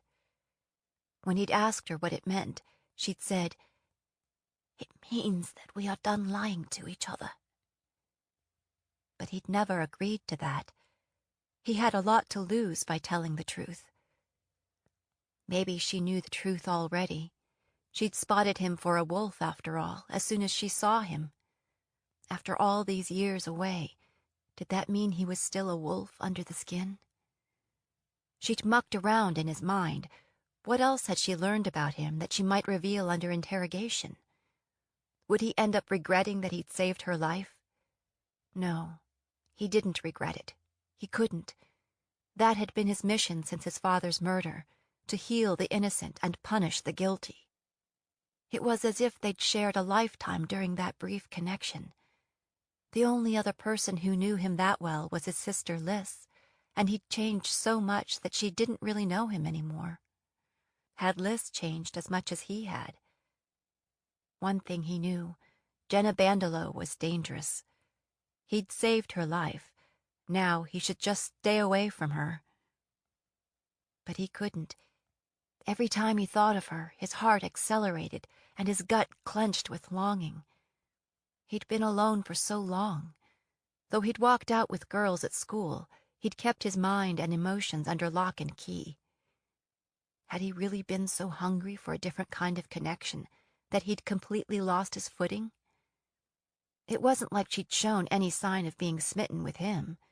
If he made a move on a patient, chained in a dungeon, it would just seem creepy. Don't lose your head, Sulan. Remember what you're here for. As his father always said, the hunter who can't keep his eyes on his target goes to bed hungry. Remember that feeling you had when you thought Lys was the one locked in Montaigne's dungeon. The best way to help Jenna Bandolo was to kill the King of Arden, sooner rather than later. All morning and into the afternoon, Meryl's foul mood continued. Harold and Boyd disappeared after the setup, so Ash cleaned up the lab afterward. Then he was assigned to change all the beds in the infirmary, although no one had slept in them. By the time he'd finished, the place had emptied out. Even Meryl had given up finding him jobs to do and disappeared. You survived, I see. Ash looked up to see Lila standing in the doorway of the infirmary. Barely, he said. You do look like scummer on a slab. She came forward into the room, peering around to make sure nobody else was in there. Then she perched on the edge of one of the prep tables. So who was it who so desperately needed your skilled healing hand? Ash shared an edited version of what had happened the night before, still wary of handing Lila anything that might be used against him. Lila listened, head cocked, swinging her legs. Her name is Jenna Bandolo? So I'm told, Ash said. She's from Delphi? Ash nodded. Why is she important? Is she a blue blood or... She's a coal miner. A coal miner? Lila sat forward, her hands on her knees. Seriously? So what does the king want with a coal miner? She says they suspect she's a saboteur back home, and they're going to try and make her give up her friends. Is she a saboteur? Maybe, Ash said. Probably. Well, how's it looking? Do you think she'll survive? I think she has a good chance now, Ash said. Lila chewed her lip like she wanted to say something, but couldn't quite get it out. What? Lila raised both hands. Never mind. She slid down from the table. I actually came here to fetch you to the Great Hall. Ash eyed her suspiciously. Why? Did you know that it's solstice? Solstice? Really? Ash stared at Lila, ambushed by a flood of memories. Celebrations of solstice and Fellsmarch, wizard lights decorating the evergreens on the palace grounds, taking the sleigh up into the mountains to cut pine roping and fir, wassailing the trees in the palace gardens, breaking open the solstice crackers at dinner, releasing magical illuminated birds that fluttered around the room. His father's dramas in the great hall that rivaled those seen in any large city.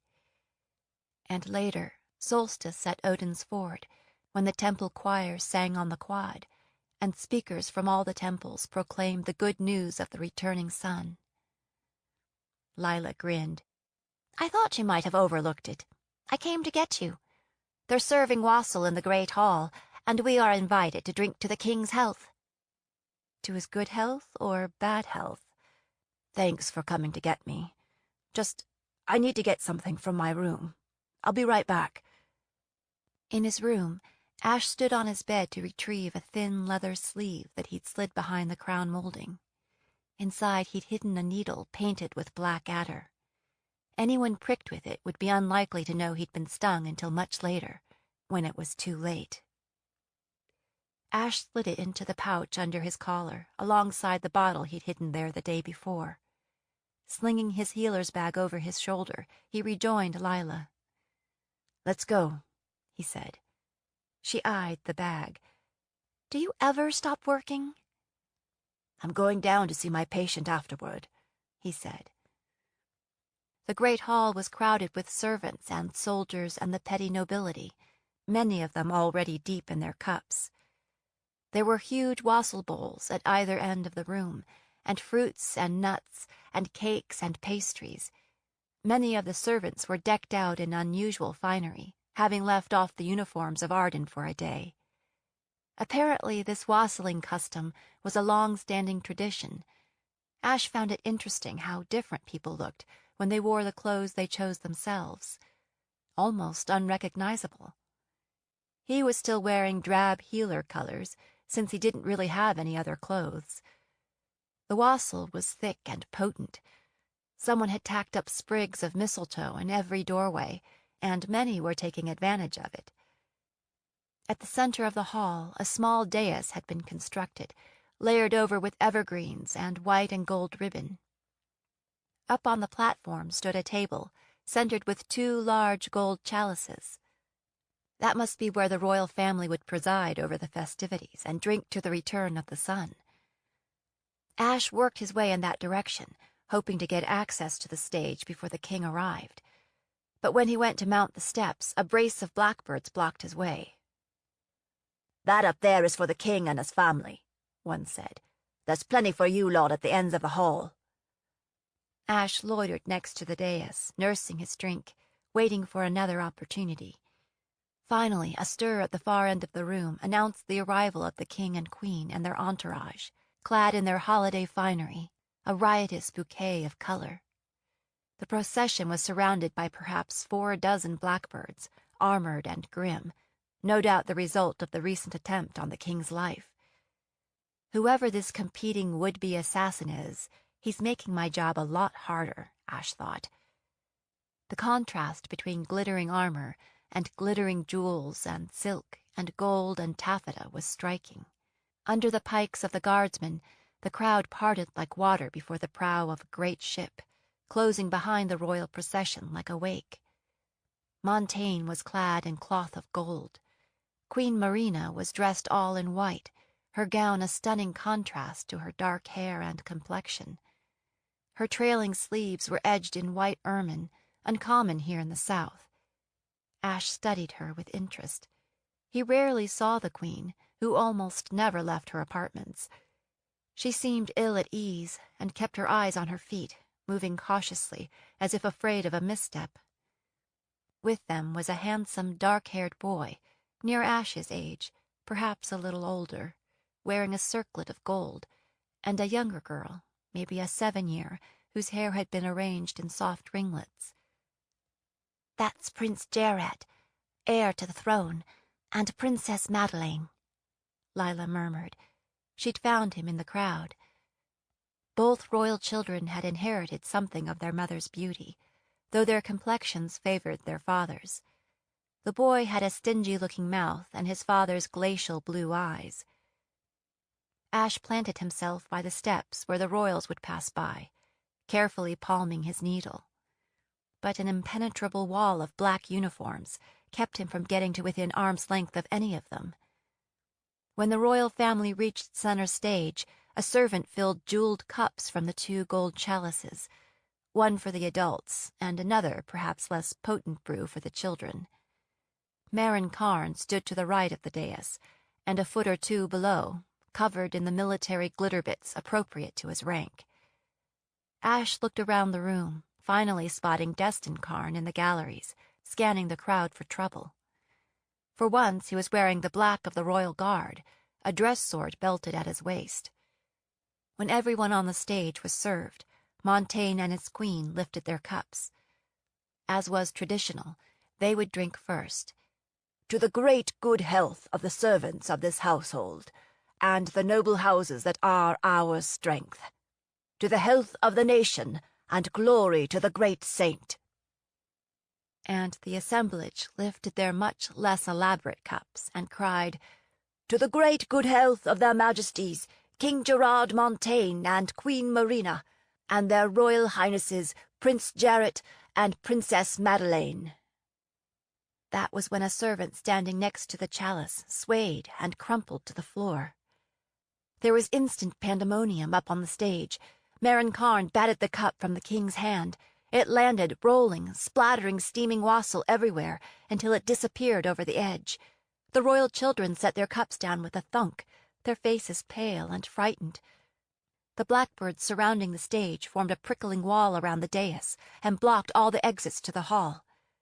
But Queen Marina tilted her head back and drank greedily, 3 huge gulps, before Father Faustnot wrenched the cup from her hands and handed it off to a blackbird.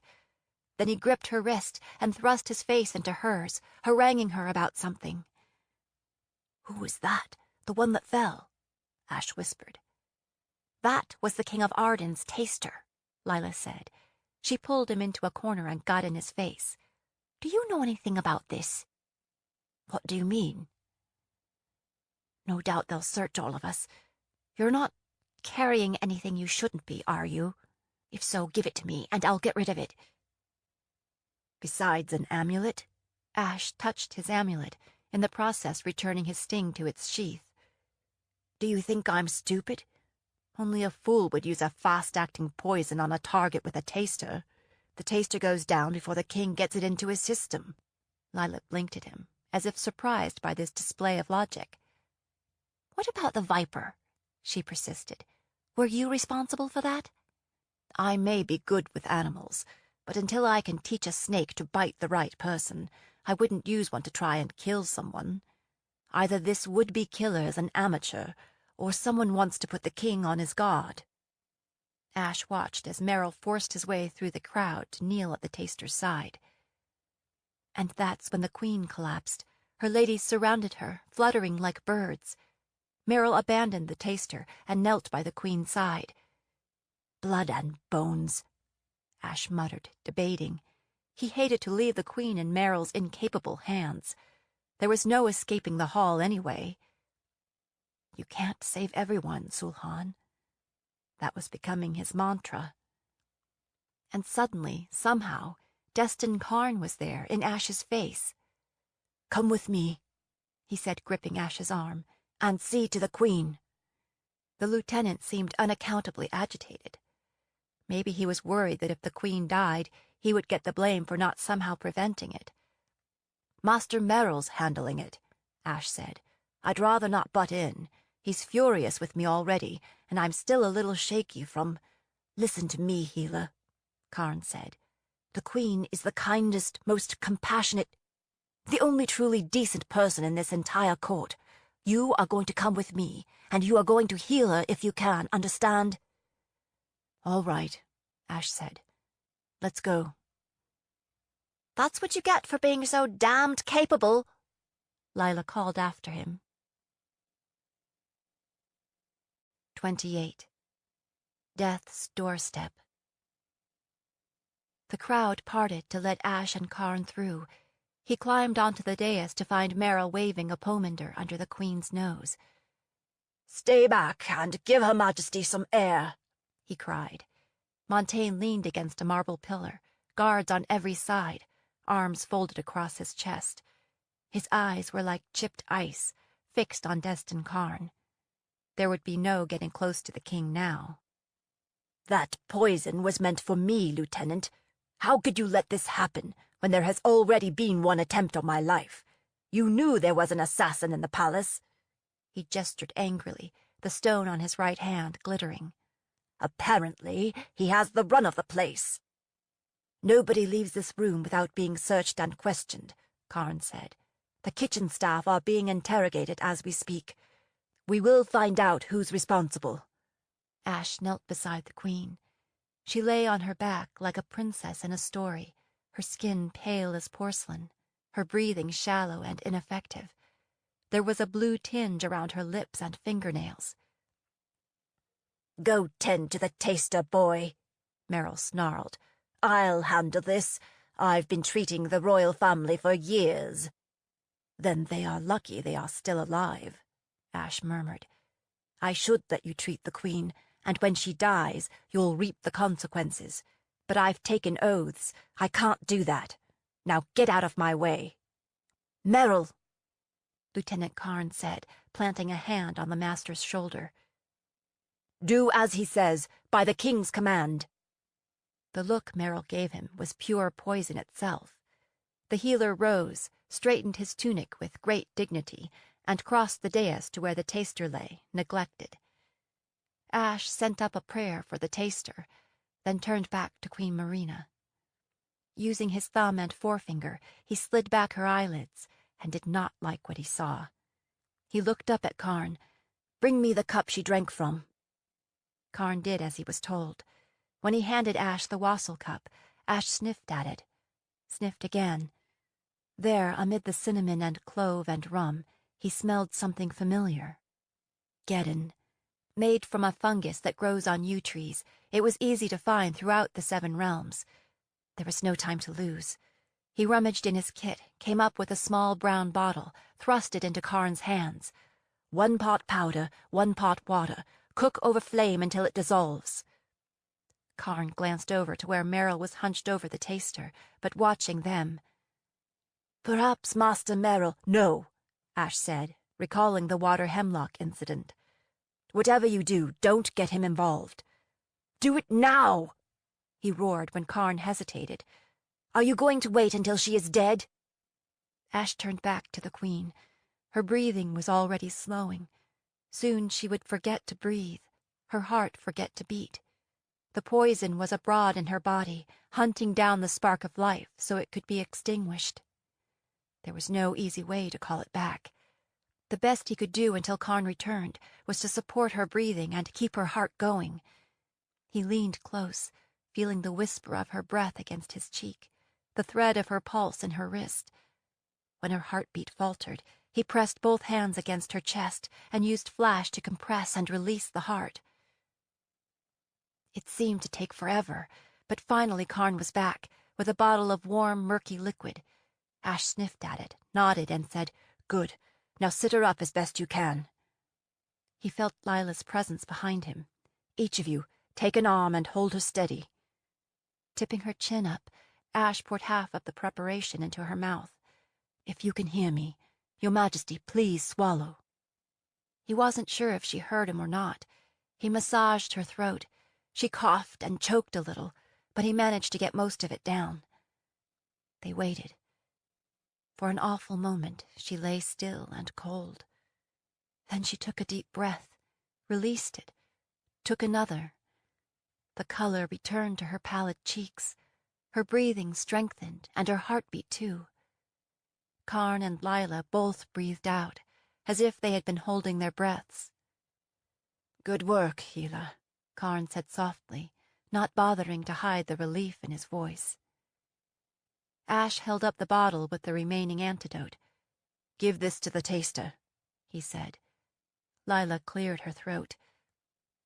"He's dead," she said. "You may as well give her the rest of it." Ash turned back to the Queen. "Your Majesty," he murmured, stroking the damp hair off her forehead. "Can you take a little more?" She opened her dark eyes and smiled at him, as if she would know him anywhere, as if they were old friends under the skin. "I had the most wonderful dream," she whispered. "I dreamed that I had died." 29. Visiting Hours. It's one thing to be locked in a dungeon when you're nearly dead, and it doesn't matter much where you are. But Jenna was feeling better and getting restless. Though she'd worked underground for half her life, she was a person who needed to see the sky, even briefly, every day. She wanted to feel the wind in her face and breathe in all the scents it carried. Not that there weren't smells in the King of Arden's dungeon. She just didn't like any of them. She needed a bath. She didn't even want to be with herself.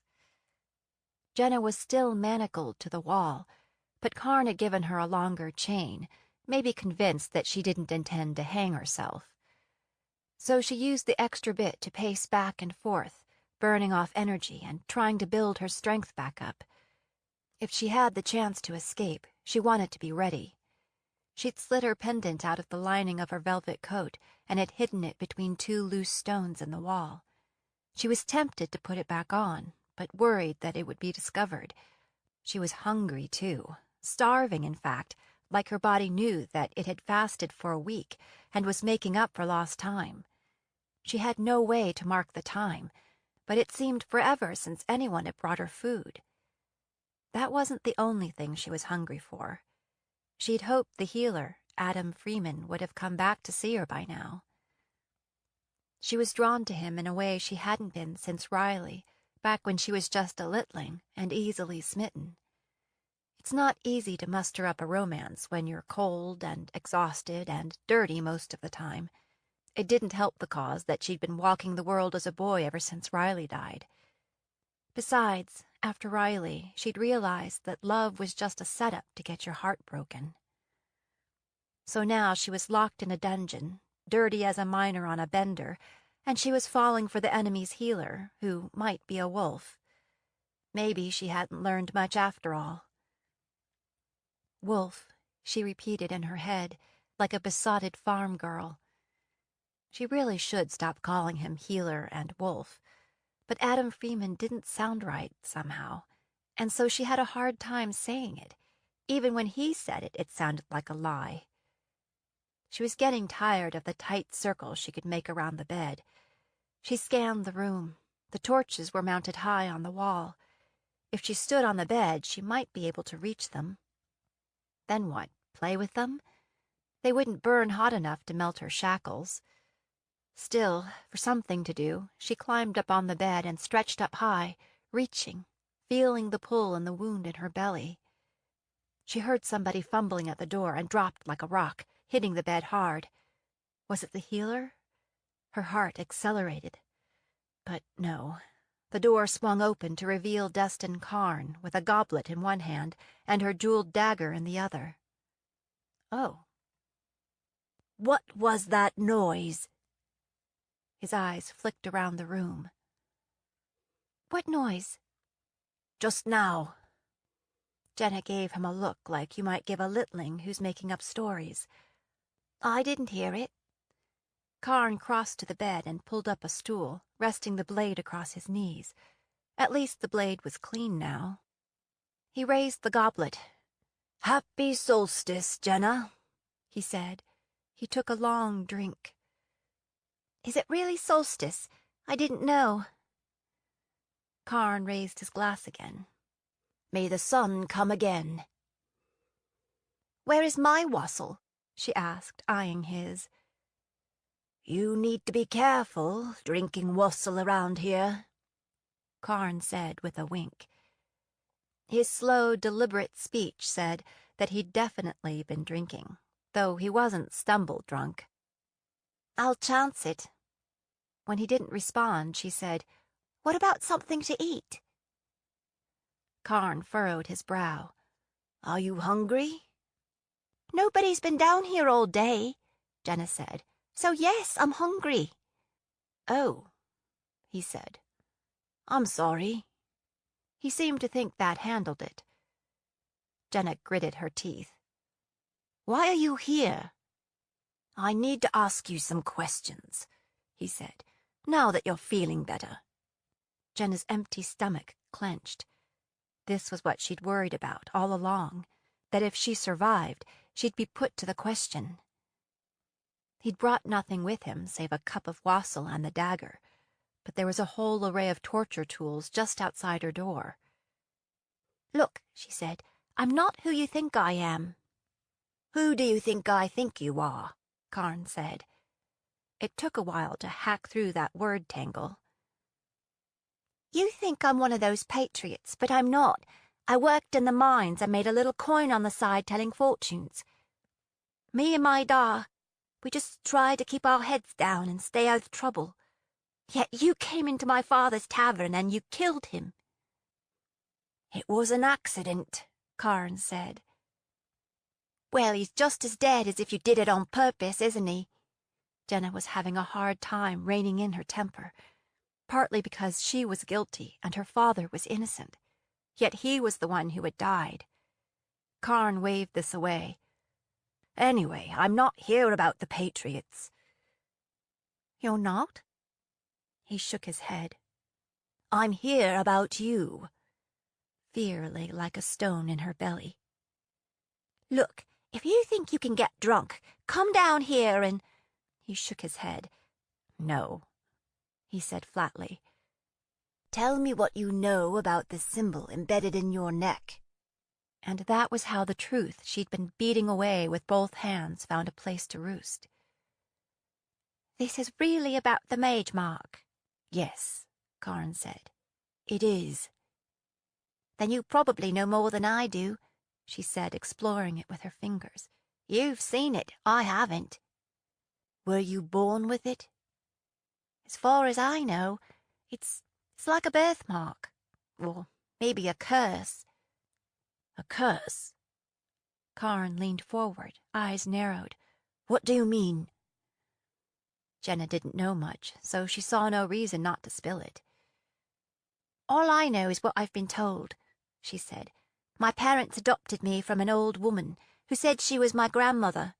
She said they should hide the birthmark because people would kill me because of it." "What people? And why?" "She didn't say." Karn scowled, like he was angry with her dead grandmother for not leaving clear directions. "Have you seen it anywhere else? The symbol, I mean. Or seen anyone else with a marking in the same place?" "No," Jenna said, "but I haven't really been looking." "What was your grandmother's name?" "I don't know." "Where was she from?" "She never said, I guess, though my da said she sounded like a foreigner." Karn rolled his eyes. "Your parents adopted a baby, and they didn't ask a single swiving question?" "They must have asked when my name day was, so they could celebrate it when it came around," Jenna said. When he kept shaking his head, she said, "Look, they waited a long time to have a baby. They were getting up in years. Maybe they figured beggars can't be choosers. Or they might learn something they didn't want to know."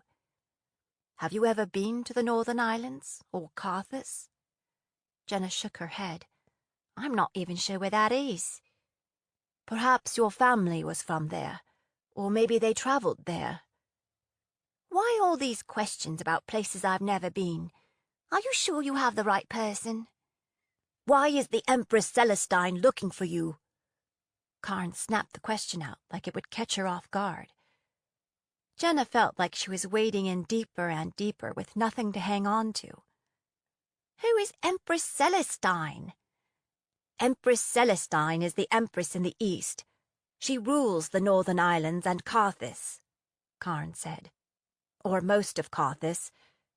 So, what is her interest in you? And don't tell me you don't know, because I don't believe you." "I don't know what to say, then. I never heard of her, and I had no idea she was interested in me. If she's the one looking, then why don't you ask her?" "That," he said, wincing, "would not be a good idea." He held up the dagger. "Where did you get this?" "My grandmother gave it to my parents. She said it belonged to my mother." "What's your mother's name? Where is she now?" "I don't know her name, and she's dead. Both my parents are dead." "Really?" Karn said skeptically. "Let me fill you in. This weapon of yours is from the Northern Islands. It is carried by Empress Celestine's blood-sworn warriors." Jenna stared at it, then looked up at Karn. "But you acted like you didn't know anything about it before, when Freeman was trying to treat me." "What I've been told is that nobody survives a cut from a blood-sworn blade. Sharing that would have served no good purpose." Jenna swallowed hard. "Oh." That explained why Karn was so desperate to get her to Arden's court, because he thought she was going to die. "So, it seems that Freeman is very good at what he does. Now," he said as if he'd backed her into a blind alley, "would you like to change your story?" "Not unless you want me to make something up." It was like she was in class at the temple, and she hadn't done her work. "Celestine tends to seek out the powerful. So what makes you powerful, Jenna? What does she want from you?" Karn's rapid-fire questions about things she knew nothing about were getting on her nerves. "Think about it, Lieutenant," she said. "If I were powerful, do you think I'd be locked up in somebody's dungeon?" "You are resistant to Majory," he said. "I didn't know that until you tried to spell me." "Do you have other gifts as well?" "Nothing that an empress would cross the ocean for." "Such as?" Jenna sighed. "I see things that other people can't. Like, visions. Sometimes I see hints of the future. Sometimes I see a person as they really are. Or I see the truth when you tell me a lie." Karn shifted on his stool, as if he found that last bit unsettling. "What else?" he persisted, "even if it seems trivial."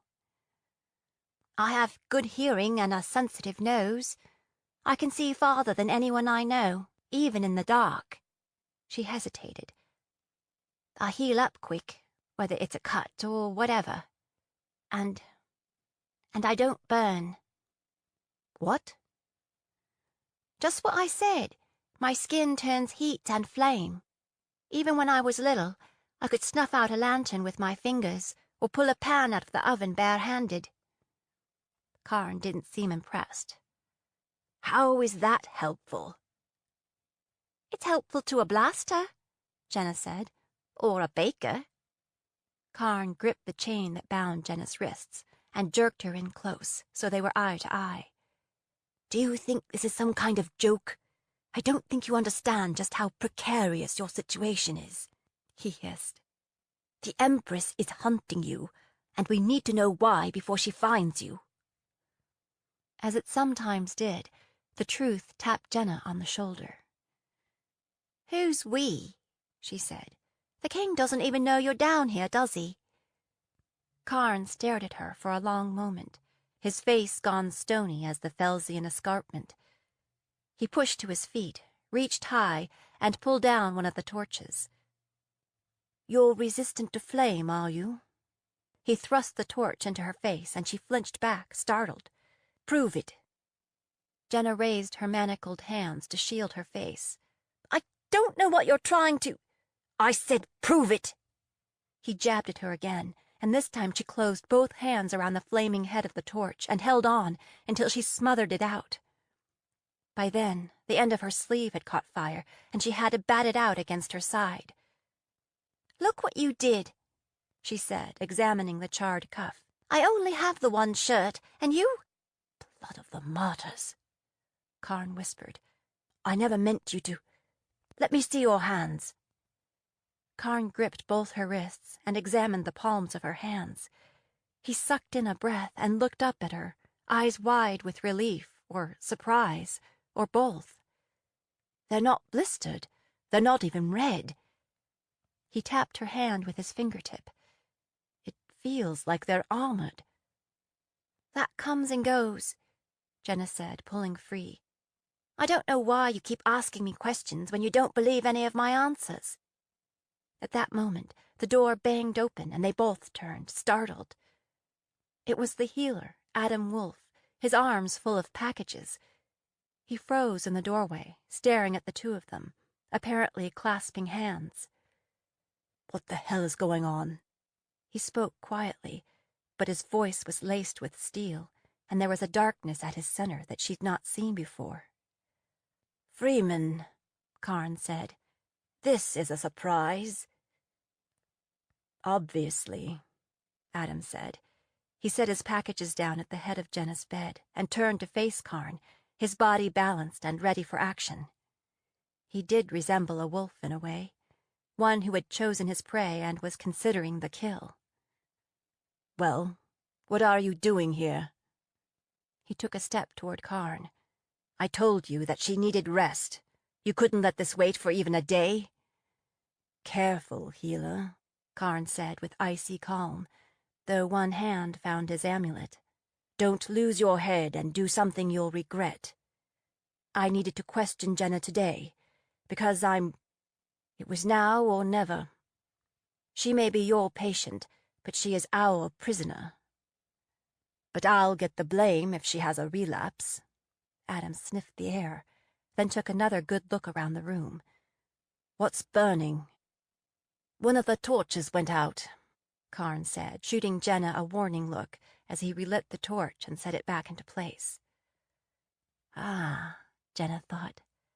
The lieutenant doesn't want the healer, or the king, to know what he's been up to. Well then. Her Da always said that when somebody offers an unexpected gift, it was bad manners not to take it. Don't be too hard on the Lieutenant, Wolf, Jenna said. He came to tell me that he's arranged for a bath, some books, and a transfer out of the dungeon into an actual room. Jenna couldn't say who looked more surprised, Karn or Adam. Really? Adam said, looking at Karn, narrow-eyed. That's difficult to believe. By then, Karn had his sharp's face back on. He smiled crookedly, acknowledging the deal. The bath and the books are no problem, but the transfer may not happen until after I get back. Karn scooped up the dagger and got off a bit of a bow. Jenna, we'll speak again. With that, he went out the door. 30. Solstice Celebration. As soon as Karn walked out, Adam pulled the door shut and swung back around. Are you all right, Jenna? He said, his eyes glittering in the torchlight. I'm all right. He didn't hurt you? When I walked in, I could have sworn that Lieutenant Karn was threatening you. Jenna decided not to share the part with the torch. She saw no good coming from it. No, she said. Not really. Karn seemed eager for answers, but he didn't get rough, if that's what you mean. Maybe he's been told not to hurt me. It's hard to imagine King Gerard coming up with a rule like that, Adam said, claiming the stool.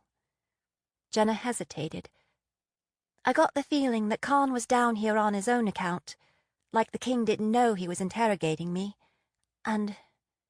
She trailed off, distracted by a delicious smell. Is that food in there? She said, eyeing the healer's packages. Adam nodded. I brought you some from the solstice celebration. Do you feel up to eating? Jenna snatched up one of the parcels and sniffed at it. Roast beef, sharp cheddar cheese, freshly baked bread. She was practically drooling on it. Ripping away the cloth, she took a large bite. The healer stared at her, surprised, then loosed one of his rare smiles. You seem to be feeling much better, he said. Better than I could have hoped, considering the way you looked yesterday. Jenna nodded, not wanting to talk with her mouth full. She swallowed, then said, I am much better. I've always been quick to heal, but you work magic. Maybe, he said, hunching his shoulders like praise made him uncomfortable. I'll want to take a look at that wound in a bit. He watched her eat for a while, then said, like a dog returning to a bone, What kinds of questions was he asking? Karn, I mean. That's what surprised me. He said he wasn't here about the Patriots. Patriots? The ones in Delphi fighting King Gerard. I thought that was what it was about, that they thought I was doing spying and setting fire to things. But no, he kept asking me about an empress. She watched the healer carefully to see if he knew about the empress already, but he looked as ambushed as she had been. What empress? Someone named Celestine from Carthage, or the Northern Islands. Have you heard of her? He shook his head. No. All I know about Carthage is, pirates, and that wizards, mages, I mean, came from the Northern Islands. Besides the pirates, the storms are so bad on the Indio these days that we never get ships from there anymore. Karn said this Celestine was hunting me, and he wanted to know why, and what the mage mark on my neck meant, and all about my family. He seemed tweaked that I couldn't help him. Adam mulled this over. Does he think you're the Empress's long-lost daughter, or what? Khan doesn't know what to think. He knows more about the dagger than he let on, though. He says it's the kind carried by the blood-sworn warriors who serve the Empress. He said that nobody survives a cut from those blades. I knew it was magicked. I just wasn't familiar with the enchantments. By now, Jenna was licking her fingers, having finished off the meat and cheese. Do I smell a peach? She looked pointedly at Adam's bag.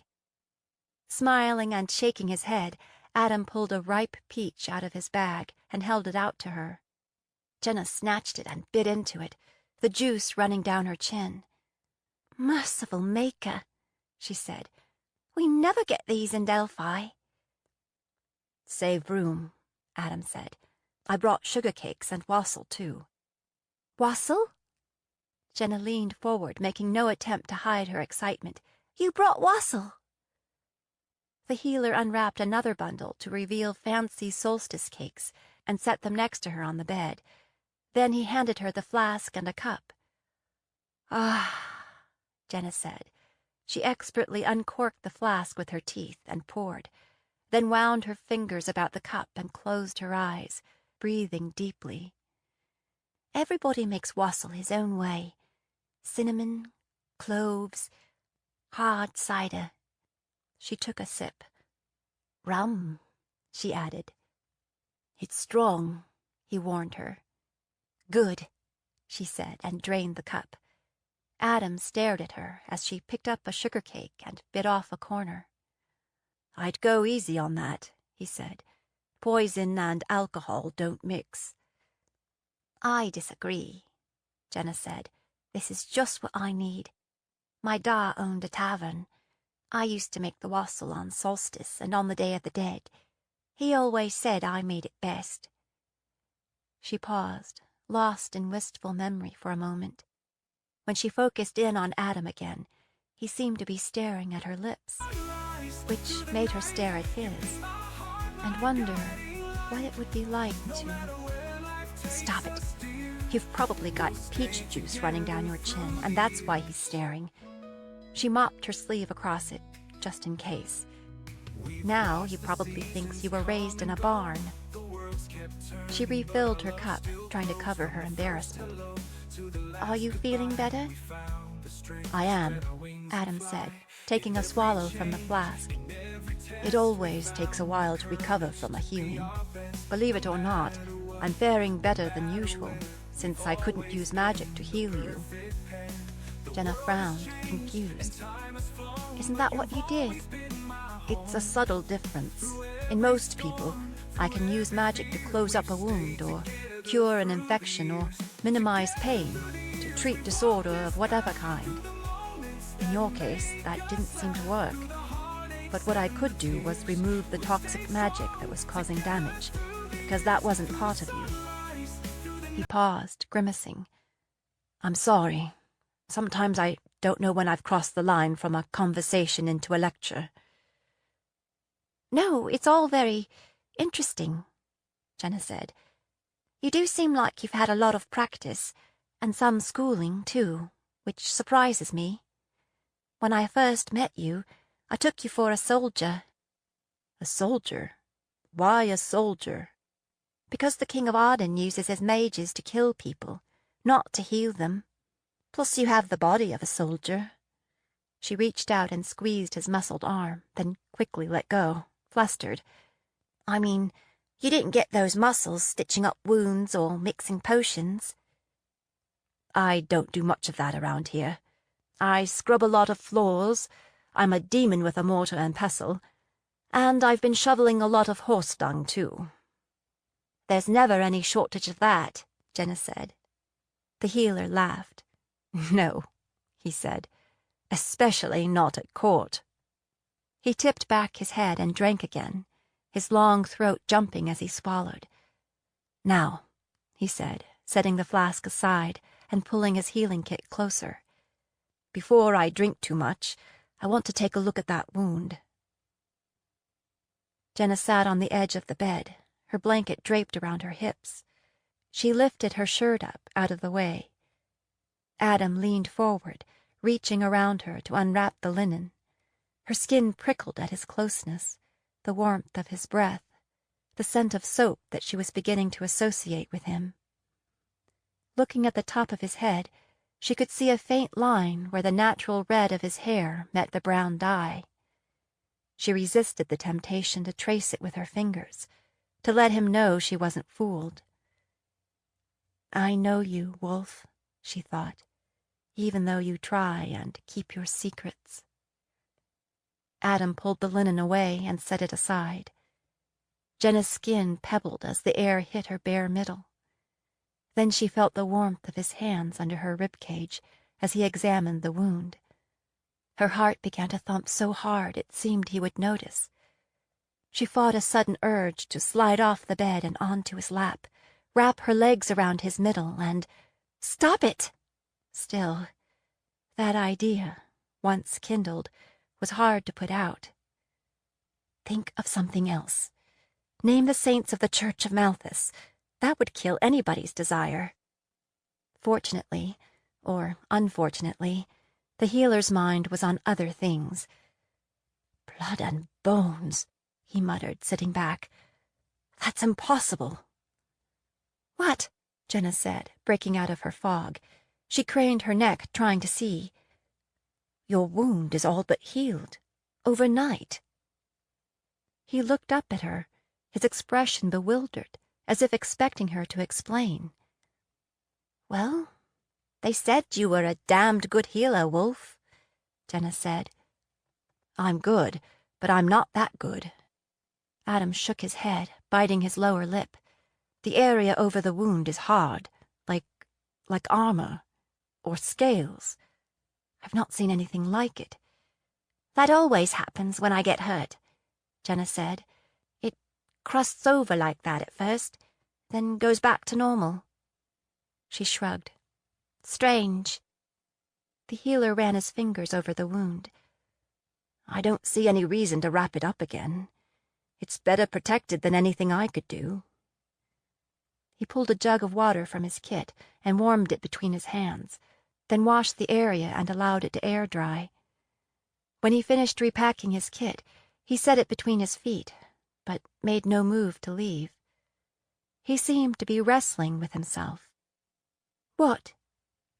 Jenna leaned forward so she could look into his face. "Would it be all right if I took a look at your mage mark?" "Why not?" she said with a sigh. "Everyone else has." She turned half sideways, scooping her hair up and arching her neck so he could see. He sat next to her on the bed and leaned in close to look, brushing his fingers over the symbol, raising instant goose flesh. "Can you feel that?" he asked. She nodded. "Maybe I'm just used to it, but it feels like my own skin." "I've never seen anything like this," he said. Like metal and jewels set into the skin. Did you have an injury there in the past?" "It's been there as long as I can remember," Jenna said. "I've tried to pry it off, but it's as permanent as any other part of me." "Do you know what the symbol means?" "Everybody keeps asking me, and I don't know. Based on what's happened so far, I'd say it means trouble and bad luck." "And you were born with this?" "So I'm told." The healer was studying her, eyes narrowed, rubbing his chin, as if she was a puzzle that he couldn't work out. "What?" she said, brushing at herself, thinking maybe she'd dropped something. "Why are you telling me all this?" he asked bluntly. "You don't know me. Why should you trust me?" Jenna could tell that he was asking himself the same question, if he should trust her. He's a wary wolf, as well as lonely. I wonder why. She reached out and took one of his hands in both of hers, feeling the buzz of connection between them. "You're wrong. I saw you yesterday. I saw the red-haired boy, and the man lying dead in the snow, and the grey wolves." When he said nothing, doubt trickled in. Are you saying that you didn't see me? When he stiffened and shifted his eyes away, she knew that he had. So she pressed him. What did you see? He breathed in, then released the words bottled up inside. Too much, he said. Enough. He paused. Those images I saw. He stopped, cleared his throat. The little girl and the boy and the King of Arden. Were they true? They were true, she said, a catch in her voice. The boy, his name was Riley. He was 15, and I was 12. I'm sorry, Jenna, Adam said softly. I'm sorry that happened. She turned to face him. I punched the king in the nose, she said, fierce tears leaking from her eyes. He bled and bled and bled. She trailed off. That was the beginning. I've been fighting back ever since. Since 12? Do you think I wasn't grown up after that? I see your point. You've had losses too, Jenna said. There was a question buried in there, but he didn't take the bait. Yes, he said.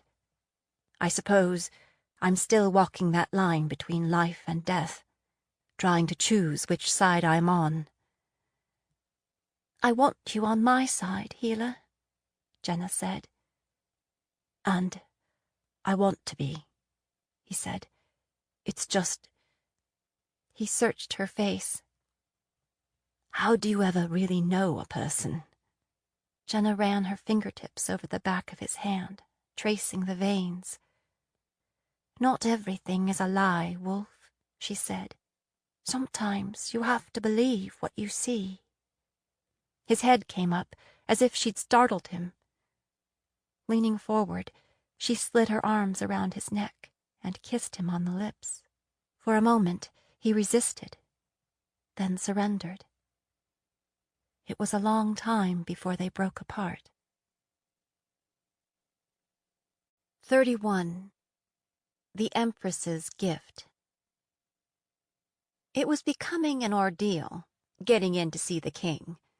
After only 3 days away at Baston Bay, the change in procedure was striking. Lila and Destin submitted to the pat-down, the interrogation, the majory, all before they even entered the small council chamber.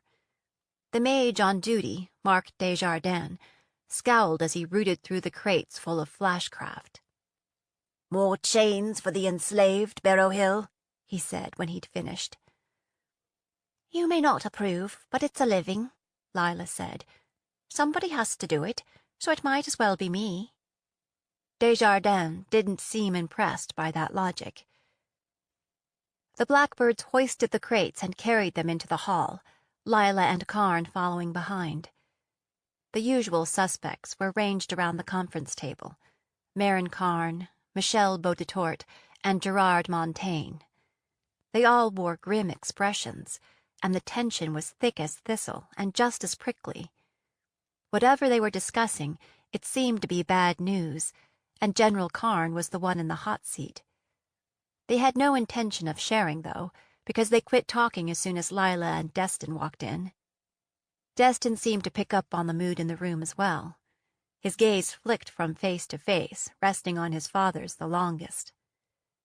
Well, Lila thought, as she and Destin took a knee, at least we've brought some show and tell. Your Majesty, Destin said, Barrow Hill and I are pleased to report that our operation in Baston Bay was a success. In fact, the results have exceeded our wildest dreams. I don't know about that, Lila thought. My dreams are pretty wild. Destin chose an item from each of the crates and set them on the table for display: a collar, a talisman, and an amulet. Lila had never seen General Karn display any spark of excitement or enthusiasm, but now he came damned close before he tamped it down. He picked up an amulet which lit up brightly when he touched it. He set it down again quickly and said, "What's the count?" 133 collars, Destin said, 54 talismans, 114 amulets. It's a pity you weren't able to get more talismans, the general said, mopping at his face with a handkerchief. That's what we really need. It's a pity you're such a heartless, ungrateful bastard, Lila thought. This time, blessedly, she kept it to herself. How were you able to secure so many at once? Boditort asked, showing no desire to examine the loot. We intercepted a shipment of old flash on its way from the southern islands to Chalk Cliffs, Lila said. This is more than 1,000 years old. What was it doing down south? General Karn asked. They have no use for flashcraft. They drove out their mages a long time ago. It was hidden down there by the Copperheads at the end of the Wizard Wars, when they knew they'd lost, Lila said. They didn't want it to fall into enemy hands. It's been there, forgotten ever since. Somebody tipped them off, and they decided to ship it back home, so to speak. How did you find this out? General Karn persisted, seeming intent on poking holes in her story. Lila has relatives in the southern islands who keep her informed, Destin said. That's convenient, the general said. Very impressive, Lieutenant Karn, Lila, Montaigne said with a twitch of a smile. Now, more than ever, this could spell the difference between victory and defeat. General Karn shifted in his seat. What's going on? Lila thought. Did somebody die while I was out of town? There came a pounding at the door. One of the idling blackbirds opened up and spoke briefly with someone outside. It's the Principia, Your Majesty, the blackbird said. He says it's urgent. Everything these days is urgent, the king said. This had better be. Show him in. Cedric Fosnot, the spiritual leader of the Church of Malthus, swept into the room in a flurry of self-importance. Your Majesty, I am so sorry to interrupt, the prelate said. However, a ship has arrived in the harbour from the Northern Islands. The commander came ashore to inform us that he represents the Empress Celestine. Empress who? Lila thought, but the others wore stunned looks that said they were familiar with the name. What else have I missed? She thought. She was usually better informed than that. This ship is here, the king said in a low, fierce voice. At the river docks. Fosnot nodded. He reached inside his robes, pulling out a rolled parchment and a velvet bag. He gave me a message to you from the Empress, and a token of her esteem. The prelate extended the parchment and the bag toward the king. Montaigne eyed them warily. Hold those for the moment, he said. Boditort, tell the staff outside to send for Freeman. Freeman? Boditort looked from Montaigne to Fosnot, who appeared as unhappy as the Thane. But what would he— Do it, the king said. Fosnot opened his mouth as soon as the door closed behind Boditort. Your Majesty, please indulge this loyal subject's concern in the matter of the healer, he said. Is it really wise to—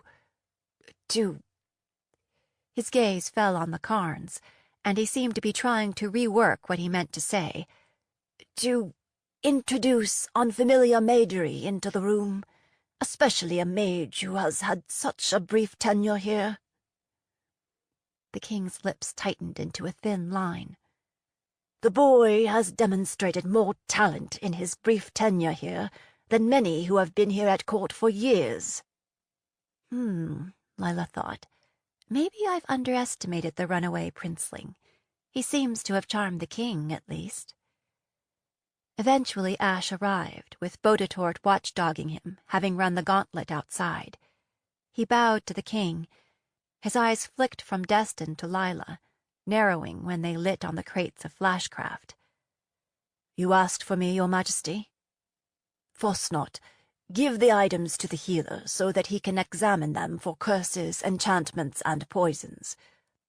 All at once, the Principia seemed more than eager to drop the Empress's gifts into Ash's hands. Ash set the velvet bag on the table. He cradled the parchment in his hands, closed his eyes, and murmured charms over it. He looked up at the king, tapped the seal with his finger, and said, "Would you like to examine the seal, Your Majesty, in order to verify its authenticity before I break it?" Montaigne leaned forward, careful not to get too close, and scanned the seal. "It seems to be in order," he said. Ash broke the seal, unrolled the parchment, and ran his fingertips over the ink, murmuring what sounded like gibberish to Lila. Then nodded as if he'd made a decision. "Good news, Your Majesty," he said. "It is safe. If there were curses present, I have disabled them."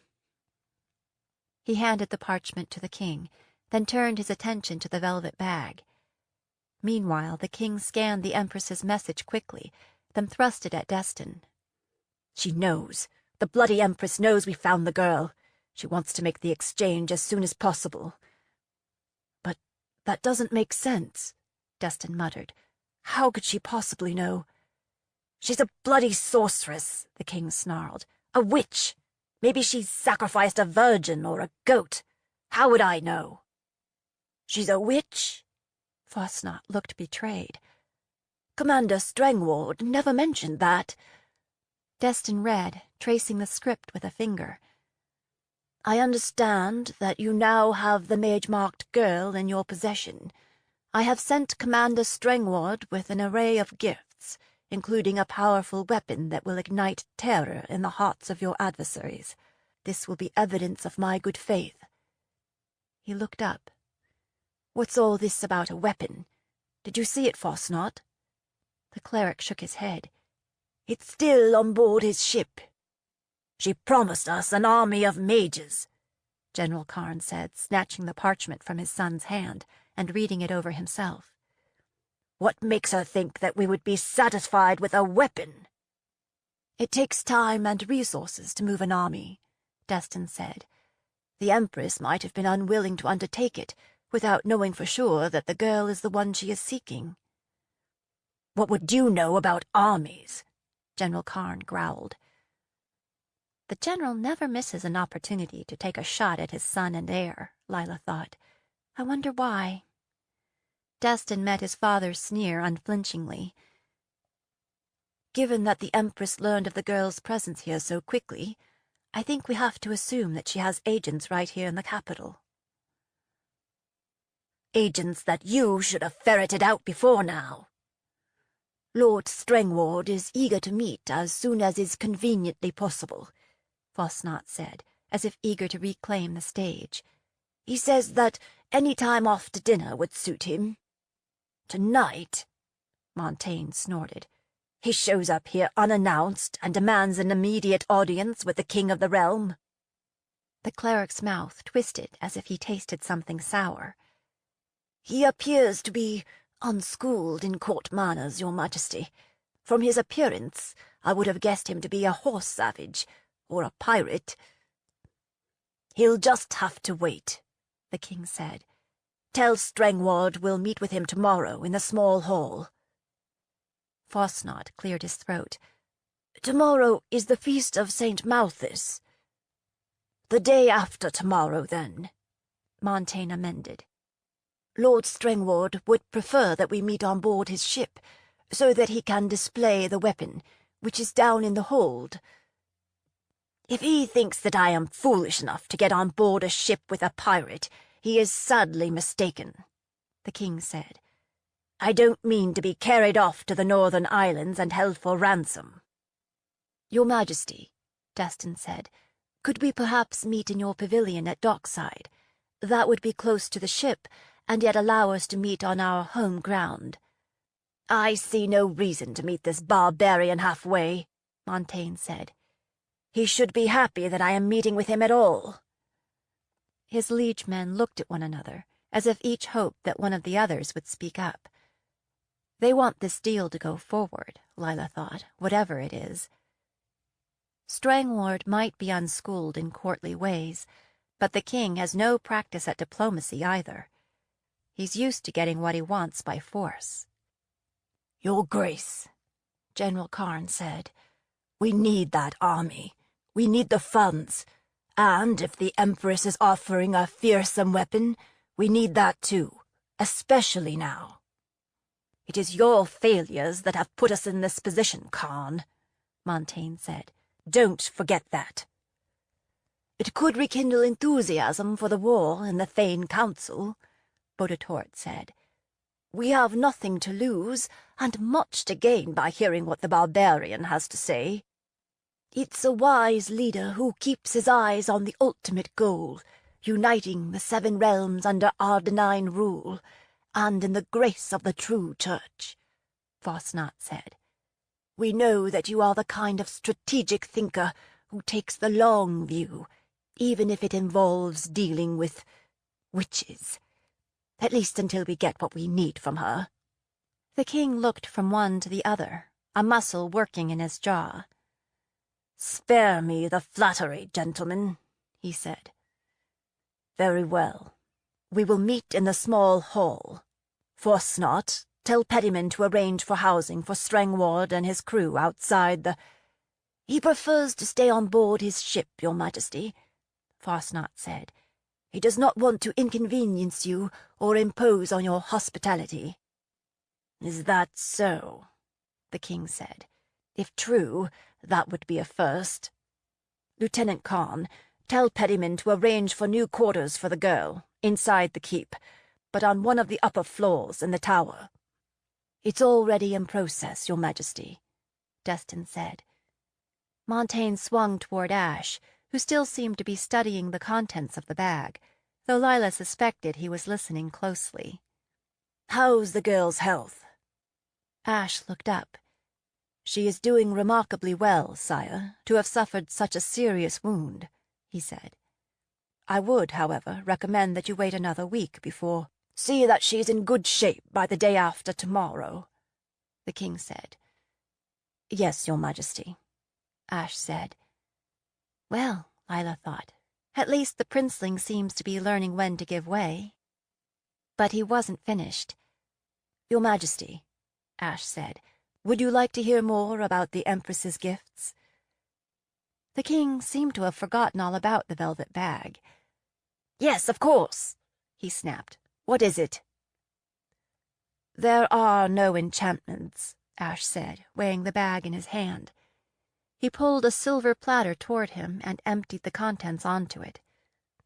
If I've counted correctly, this bag contains 15 large diamonds. If they are real, they would be of very high value. Montaigne eyed the diamonds greedily. You have examined them. They are not poisonous or cursed? Ash shook his head. They are not. Good, the king said, scooping them back into the bag and sliding them into his doublet. I will examine these further at my leisure. The diamonds are impressive, Your Majesty, but they are not the most precious of the Empress's gifts. This is— Ash displayed a small ceramic bottle inscribed with runes. What is it? The king asked. Living silver, Ash said. Very rare, very valuable. Here, let me show you. Uncorking the bottle, he poured a small amount onto a ceramic plate. It formed small silver globules that rolled around in a mesmerizing way. Ash poked it with his finger, and the droplets shimmered and danced. What the hell is he up to? Lila thought. She craned her neck to get a closer look. That's remarkable, the king said, looking smitten. But what is it good for? Can it be molded or hardened like ordinary silver? Not unless it is married with other metals, Ash said, but that would be a waste. It is most valued for its magical qualities. When burned or heated, it releases white magic. The king was extending his hand toward it, but now he drew back. White magic. Bear in mind, I'm no expert, Ash said. All I know is what I've read in the old manuscripts. In the Northern Islands, it is used as a kind of talisman. Its vapors protect against evil. It is particularly abhorrent to snakes, assassins, and other malevolent creatures. Fosnot made the sign of Malthus. Your Majesty, he said, it is the grace of God that protects us against evil. I can't imagine that the use of such agents would be consistent with— Where was the grace of God when some villain put a viper in my bed? Montaigne said. He turned back to Ash. How was it used? Some sprinkle a few drops on a pomander and carry it with them. Others use a small lamp or diffuser and let it burn all night so that the vapors accumulate during sleep. When used in that way, it has been known to cause some irritation to the eyes and throat, but most sources say that it is relatively minor, and well worth it given the protection it affords. Lila had never heard of liquid silver or white magic, but then she didn't run in magical circles. Have you heard of that? She murmured to Destin. He shook his head, frowning. Why should we trust you, healer? General Karn glared at the silver puddle suspiciously. How do we know that's not some kind of poison or black magic? The general is right, Fosnot said, looking thrilled to have an ally. Here in Arden, we have used sorcery in very careful, tightly controlled ways to the glory and in the service of the great saint. It is best not to proceed too quickly down this road, lest we go astray. I understand, Father Fosnot. These days one can't be too careful. Ash carefully scooped the living silver back into the bottle, restoppered it, and slid it inside his carry bag. Is there anything else you wanted me to clear, Your Majesty? Not so fast, Montaigne said, putting up a hand and giving Ash a narrow-eyed look. You want the living silver for yourself. Admit it, Freeman. Ash wet his lips. I only thought that, since you would rather not risk it, that I would— Do you think I'm a fool? Ash hastily dug out the bottle and held it out to the king. Please, take it. I never meant to presume that— If you think it's safe, then why don't you demonstrate for all of us? General Karn said. Blood and bones, Lila thought. Now the princeling has backed himself into a corner, and there's no way to get him out. But she had to try, even if it meant taking her life in her hands. Your Majesty, Lila said, hoping to change the subject. I'm sorry to interrupt, but before Lieutenant Karn and I go, I wondered if you might want to choose a new talisman from this old flash collection. Irritation flickered across the king's face.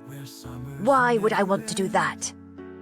Well, since people say that old flash is the best, so— I'm happy with what I have, Montaigne said, waving her away and turning back to Ash. Well, healer, the general makes a good point. He does, Your Majesty, Ash said. I am happy to oblige. He picked up the bottle, uncorked it, tipped back his head, and sipped. His lips were silvered when he lowered the bottle. They all stared as he pulled his handkerchief from his pocket and blotted it away. I don't recommend drinking it, as it's not the best use of a precious element, but as you can see, it is perfectly safe. The king smiled. I am convinced, healer, and therefore I will keep the Empress's gift for myself. As you wish, Ash bowed.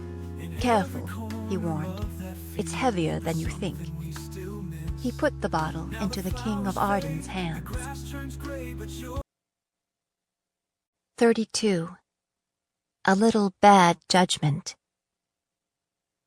Jenna dreamed she was back at the Lady of Grace, in her Lyle truth-teller guise, with the scent of coal fires and mutton stew in her nose, and the laments of a mediocre minstrel in her ears. Behind the bar, her father stood, alive again. She felt the pressure of his anxious eyes, always waiting for her to disappear. Across the table, in her client chair, sat Adam Wolfe, his hair an honest red. Jenna shuffled and reshuffled the cards, once losing hold of them so that they scattered across the battered wood like rose petals. She and the healer both reached for the cards, and their hands collided. They yanked their hands back like they'd been burned. Jenna scooped up the cards, stacked them, and slapped them down on the table in rows. One by one she turned them over, arranging them like puzzle pieces. "You will meet a girl," she said, "who will bring heartbreak and trouble into your life. 1,000 times you will curse the day you met her." "No." The healer raked the cards from the table and onto the floor. "I won't accept that." He reached across the table and took her hands. "We have a future. I know we do. Now tell me a different truth." The scene dissolved, and she was looking into a pair of golden eyes just like her own. Fierce, hypnotic eyes in a jeweled setting. But the light in them was going out. There was a pain in her shoulders, as if she carried a weight too heavy to lift. The stench of rotten meat filled her nostrils and burned her eyes. The floor rocked gently under her. "Flamecaster, we are trapped in a dark place, and we cannot see the sky." The back of her neck prickled and burned. She extended her arms and saw glittering scales where her skin had been, her nails growing into claws. She breathed in the scent of prey, then realized that something furry was crawling across her knee. Swearing, she sent the creature flying into the darkness, burning like a shooting star. It squealed once as it hit the wall, then went silent. She hunted for it, her wings hitting the walls on all sides, following her nose to fresh meat. She was starving, and yet she could not find food. She screamed in frustration. Light blinded her. It must be the skins who had imprisoned her. She gathered herself, found her flame, roared a challenge. She might be weak, but she could still make a kill. Then she caught a familiar scent and knew. It was the wolf. She heard shouts outside the door, banging, someone fumbling with the latch. The scent of burning fur and flesh slowly faded, along with the remnants of the dream, as she remembered where she was. She was no longer in the dungeon. She was in new quarters, high in the King of Arden's tower, with a window overlooking the river. The door burst open, and the wolf was across the room in a few long strides, kneeling next to her so that he could look into her face and take her hand in his. "Jenna, what is it? What's wrong?" His voice and his scent, more than anything, anchored her back in her body. "It was nothing. A dream." She took a deep breath, then let it out. The wind from the river stirred her hair, bringing with it a memory of fish and salt water, and the not-too-distant sea. She'd fallen asleep reading in the chair by the window, the one place where she could see the sky. Adam drove off the blackbirds who had swarmed through the door on his heels, saying, "It was just a dream." When they'd left, he turned back to her. "You're shaking." He pressed the back of his hand against her forehead. "No fever." He stood and ignited a lamp on the table with the tips of his fingers. While his back was turned, Jenna examined her hands and arms in the moonlight. They looked perfectly normal. No claws, no scales. She breathed a sigh of relief, then thought, "Are you losing your mind?" "I dreamed I was back in the dungeon, and there was a rat, and I was going to eat it," she blurted. He turned, hands on hips, and raised an eyebrow. "I know you're always hungry, but that's setting the bar pretty low. I'd have brought you some more food, but they told me you'd just had supper." She shook her head, her cheeks heating with embarrassment. No, it's not that. You know how you just have stupid dreams sometimes?" "You're right," he said, his face clouding. "Sometimes we do have stupid dreams." He pulled a chair in close and sat, so they were almost knee to knee. "I'm glad to see that Lieutenant Khan came through. I didn't realize that you had moved upstairs until I went to the dungeon and you weren't there." He looked around. "This is much better." And it was. The room was small, being high in the tower with curved walls. The furnishings were plain, a bed with a thick straw mattress and plenty of quilts and coverlets, a stand with a pitcher and wash basin, 2 chairs, a screen in the corner to hide the chamber pot, a hearth with a crackling fire, and a window. A barred window, of course, but a window nonetheless. "It will do, I suppose," she said, mimicking some of the finer guests at the lady. "The servants are surly and the food marginal, but there is a view of the harbour." He laughed. I'm guessing this is where King Gerard keeps some of his more valuable political prisoners. To be fair, it was larger and finer than the rooms at the Lady of Grace. Still, it seemed crowded with Adam in the room, especially now that she no longer wore the armor of filth and illness. At every moment she was acutely aware of his position and the distance between them. He was looking at her expectantly, and she realized that he was waiting for her to say something. As you can probably tell, Khan made good on his promise of a bath and a change of clothes." You do look different, he said, studying her through narrowed eyes. I'm not used to seeing you in a dress. She tugged at her bodice self-consciously. "This one's a little tight across the... It's a little tight. But the seamstress said she'd bring something made to measure tomorrow." Sucking in a quick breath, she stumbled on. "I'm not used to dresses. I've been playing a boy for 4 years, nearly all the time, so it feels odd not to be wearing breeches." I had no idea your hair was so many colors, Adam said. Copper and gold and silver and amethyst. It's almost metallic. I've never seen anything like it. He reached out and fingered it, and gooseflesh rose on her back and shoulders. "Now you know how dirty it was. My da always said that when I was a baby it looked like I stood on my head on a painter's palette and spun around." Gah, shut your mouth. She'd never learned to flirt. She'd had no practice at it. Besides, flirting seemed too lightweight a term to fit what was happening between them. A prickling heat crept up from her shoulders and into her face. The memory of their kiss hung between them like forbidden fruit. Everything they said or did seemed charged with meaning. Desire crouched in the room with them like an awkward guest. Now what? Where do we go from here? Do we back away or go forward? Maybe Adam felt the same pressure, because he seemed to be groping for something else to talk about. What are you reading? He reached for the book on her lap, picked it up, and leafed through it. Alenson's History of the Realms? We read that at school. Highly subversive. He cocked his head. Khan brought this? He's stalling, she thought. There's something he doesn't want to tell me. When he handed the book back, she set it aside. After another siege of silence, Jenna reached out and took both his hands, looking for a clue.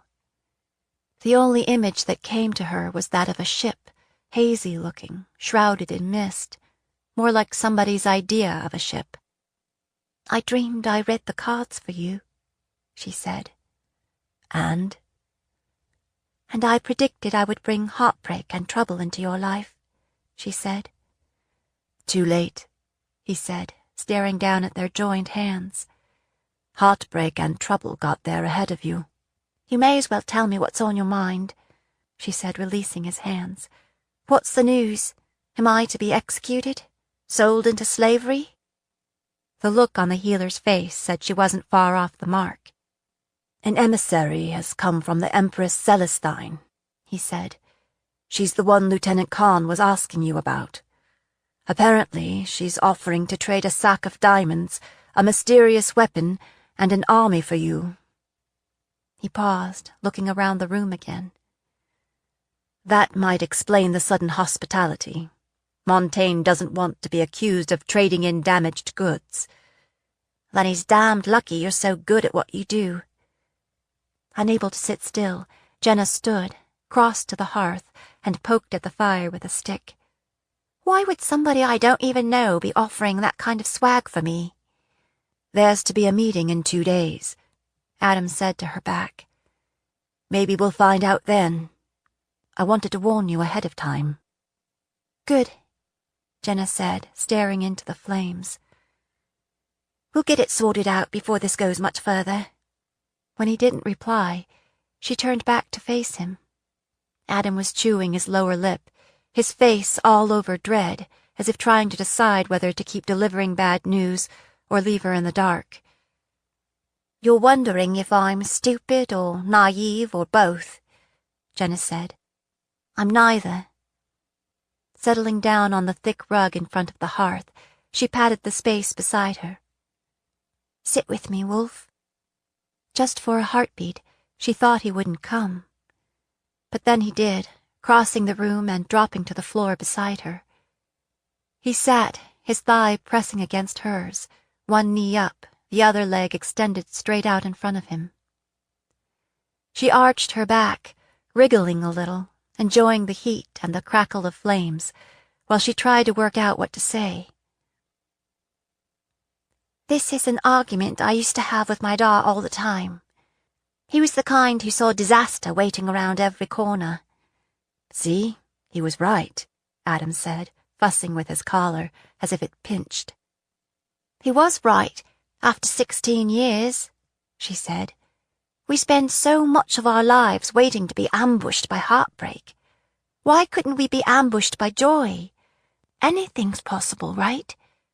Anything's possible, Adam said, staring up at the ceiling, a muscle working in his jaw.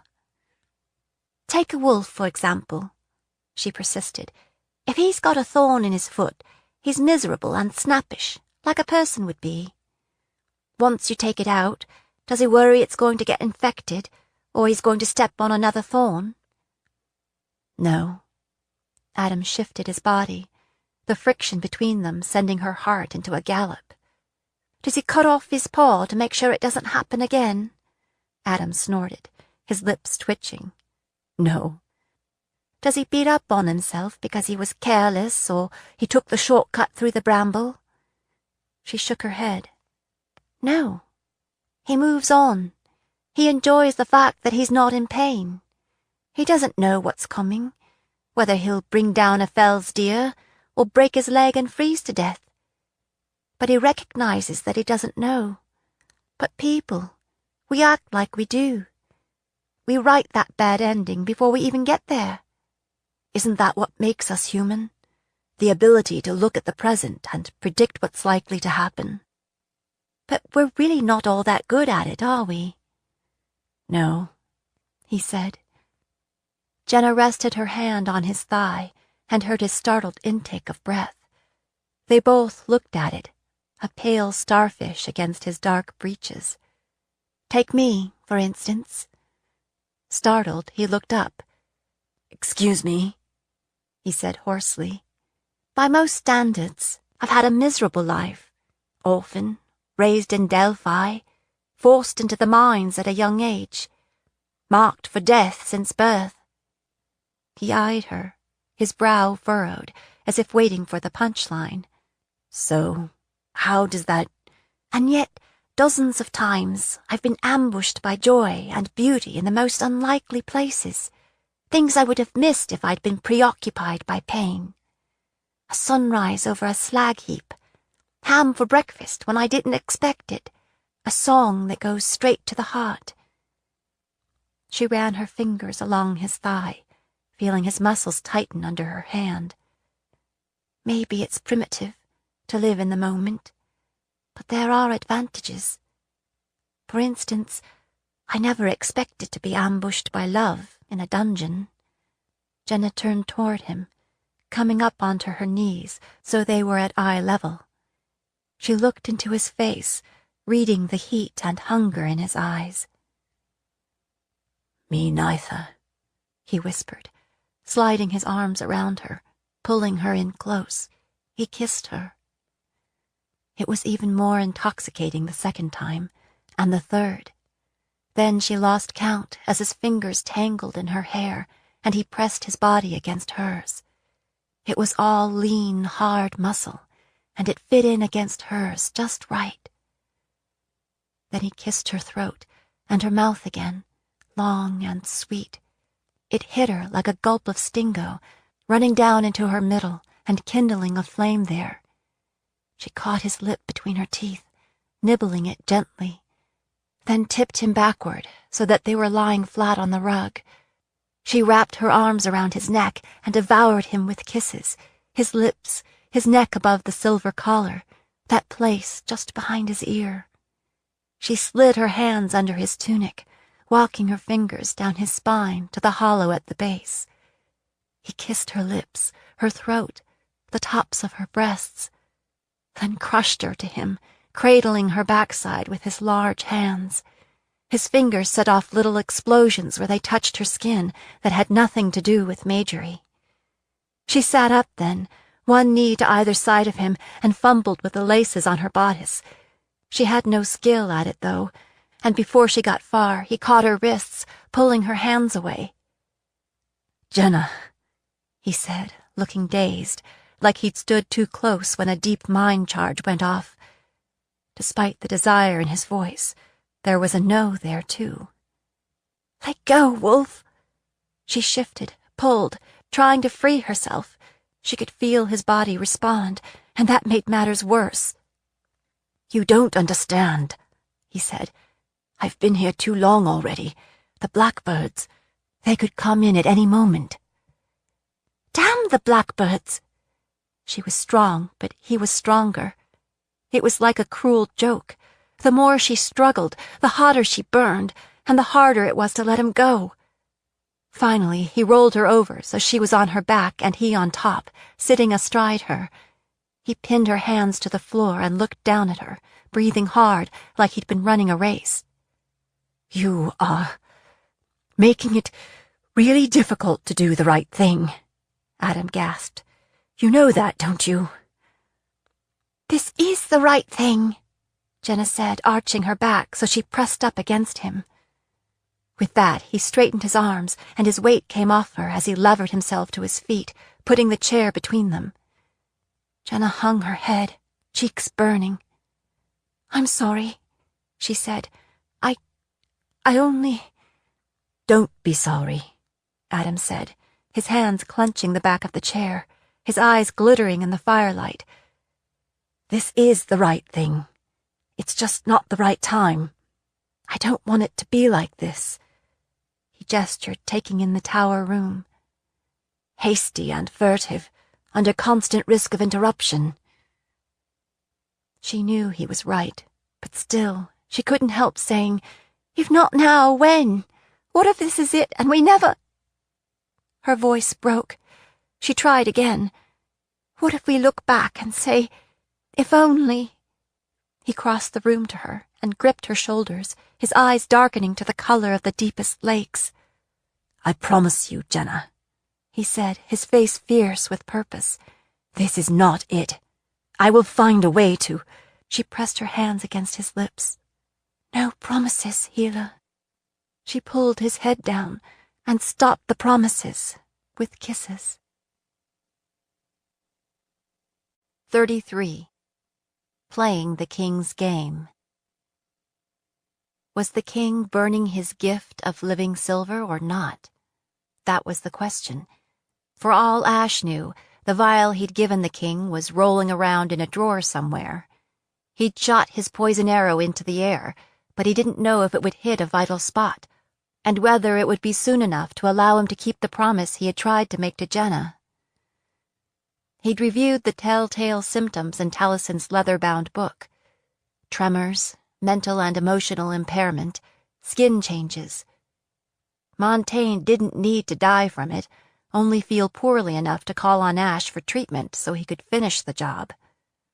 Though he watched the king carefully, he saw nothing promising. Montaigne remained astonishingly, annoyingly healthy. Meanwhile, Ash kept adding to his arsenal of easily hidden, easily deployed, easily explained assassin's tools. Fortunately, many of the medical tools in his healer's kit were dual-purpose. Shivs, scissors, scalpels, these were all edged weapons that could be used on either side of the line. A garrote was threaded through the hem of his tunic. He still had the sting under his collar, ready to deploy if the opportunity presented itself. All he needed was the smallest of openings to make sure of him, but the multiple attempts on the king's life had put him on his guard, and it was challenging to get anywhere close to him. Ash wished the competition would either succeed or get out of the way. At least there hadn't been any more tries since the wassail incident, that he knew about anyway. Give it another year or two, and the king might grow careless again. That was a problem. He didn't have a year or two. He had a day. Now it was the feast of St. Malthus, on the 4th day after solstice, and the king's meeting with the Empress's emissary was scheduled for tomorrow. He toyed with the idea of killing the emissary instead, but the Carthians stayed on their ship, out of reach. Instead, Ash found himself in the Queen's bedchamber, trying to prevent the King of Arden from undoing his hard work. He'd been called in because Queen Marina had wilted while her attendants were trying to dress her for the annual Saints' Day dinner. She lay back in bed, dark hair spread across the pillows, her usually dusky skin nearly as pale as the sheets, save for the places where blue veins showed through. She's skin and bones, Ash thought. She has no reserves. Montaigne paced back and forth, ablaze with all the badges of his office, his boots clicking on the stone floor. He was in a dangerous mood, even for him. "Can't you give her something, healer, to get her through this? Every Thane in the kingdom is here. Rumors are flying that the Queen is dead. They need to see her alive and well."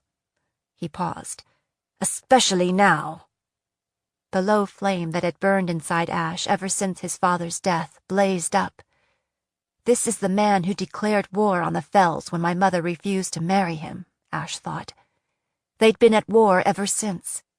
She'd paid a high price. They all had. But it could be Raisa lying here, being dithered over like a side of beef with no agency of her own. No, he thought. She wouldn't have lasted this long. One or the other of them would be dead. Ash was beginning to recognize just what his mother the Queen had accomplished in keeping this southern tyrant out of the Fells. "There's just one problem, Your Majesty," he said through his teeth. "The Queen is alive, thank the Maker, but she is not well. What she needs is rest and quiet and good, nourishing food, not a public ordeal. We cannot have people think it is a simple matter to murder a sovereign. That would send the wrong message." "What kind of message would it send, Your Majesty, were the Queen to collapse during dinner?" Ash said in a barely civil tone. "If tongues are wagging now, that would only make matters worse." "It's your job to make sure that doesn't happen," Montaigne said. "Never mind, healer," the Queen said. "The king is right, of course. I need to be there." She propped up on her elbows and nodded to her ladies, who carried several dresses to the bedside for Marina to choose from. Ordinarily, when the Queen was indisposed, as she often was, Lady Estelle would step in as hostess. The King of Arden saw no reason to keep his mistresses hidden away. But Estelle was dead, killed for the crime of hosting an assassination attempt on the king. Wittingly or unwittingly. Hence the current crisis. The king needed to make show. "I want my Queen by my side at dinner," the king said. "Why is that so difficult to understand?" He ripped a dress from the hands of one of the Queen's ladies and thrust it into Marina's face. "Put this on, and drink a measure of rum if that's what it takes to put a little color in your cheeks. Our guests are already seated, and I don't like to give them time to conspire together in my absence." The Queen sat frozen in her bed, holding the dress up like a shield. "I told you to get dressed, you stupid slut of Tamron! Are you deaf?" "Your Majesty, please," Lady Argencourt, one of the Queen's ladies, murmured, gesturing at the crowd of blackbirds in the room. "If you could give the Queen a little privacy." "I want to see you downstairs in less than 15 minutes, Montaigne said. "Freeman, you will attend the Queen in the dining room to handle anything that might arise, and find something other than that bloody healer Brown to wear. Having a healer hover over her would also send the wrong message." Of course, Your Majesty, Ash said. Signaling to his blackbird guard, the king strode from the room, leaving Ash with two questions. Would he at long last get close enough to the king to do some actual damage? And where could he possibly get hold of dinner clothes in the next 15 minutes? When he was sure the king was gone, Ash turned back to the queen. "No rum, Your Grace," he said. "Not while your liver is still recovering from the poison. I suggest small beer or tea." "Tea suits me well, Master Freeman," the queen said. "Good," Ash said. "And finally, would any of you know where I could find some suitable clothes in a hurry?" 15 minutes later, Ash was shadowing the queen into the state dining room. Somehow, Queen Marina's ladies had managed to scrounge up some black breeches and a doublet in green velvet and leather that fit, more or less. Happily, he had a fine silver collar to go with. It had been a long time since he'd worn anything resembling court garb. It felt like he was wearing a costume. As soon as they crossed the threshold, Ash could tell that something was wrong. The tension in the room was as thick as day-old porridge, and the room was lined with more blackbirds than was usual, even these days. The main course had been served, but most of the plates looked to be untouched. The women in the room were staring down at the table, as if they hoped they could disappear. All eyes were fixed on a tall, muscular Thane with a bristle of gray hair and a black eye patch. He stood at the end of the table nearest the door, surrounded by a handful of men-at-arms. He was the kind of hard-bitten soldier who looked out of place in civilian clothes. Next to him stood a much younger edition of the Thane, maybe 12 or 13, this one in mudback brown. As they walked in, the queen seemed to tap some hidden reservoir of strength. Her spine straightened, her chin rose, and she smiled brilliantly when the guests rose to greet her. She walked the length of the room with great dignity and took her place beside the king. Ash followed a few steps behind and stood against the wall behind the royal couple, staring at the barricade of blackbirds between him and the king. No opportunity there, Ash thought. Montaigne kissed Queen Marina's hand, turned to the other guests, and said through gritted teeth, "I know you'll join with me in toasting Her Majesty's good health." This was met with a murmur of good wishes and a few raised glasses, but it didn't change the mood in the room. It looked more like a standoff than a dinner party. Marin Karn, for instance, looked like he could chew rocks and spit out gravel. "Sit down, Lord Matalon, and eat," the king said. "This is the Saints' Day. It is not the appropriate time to discuss the state of the war."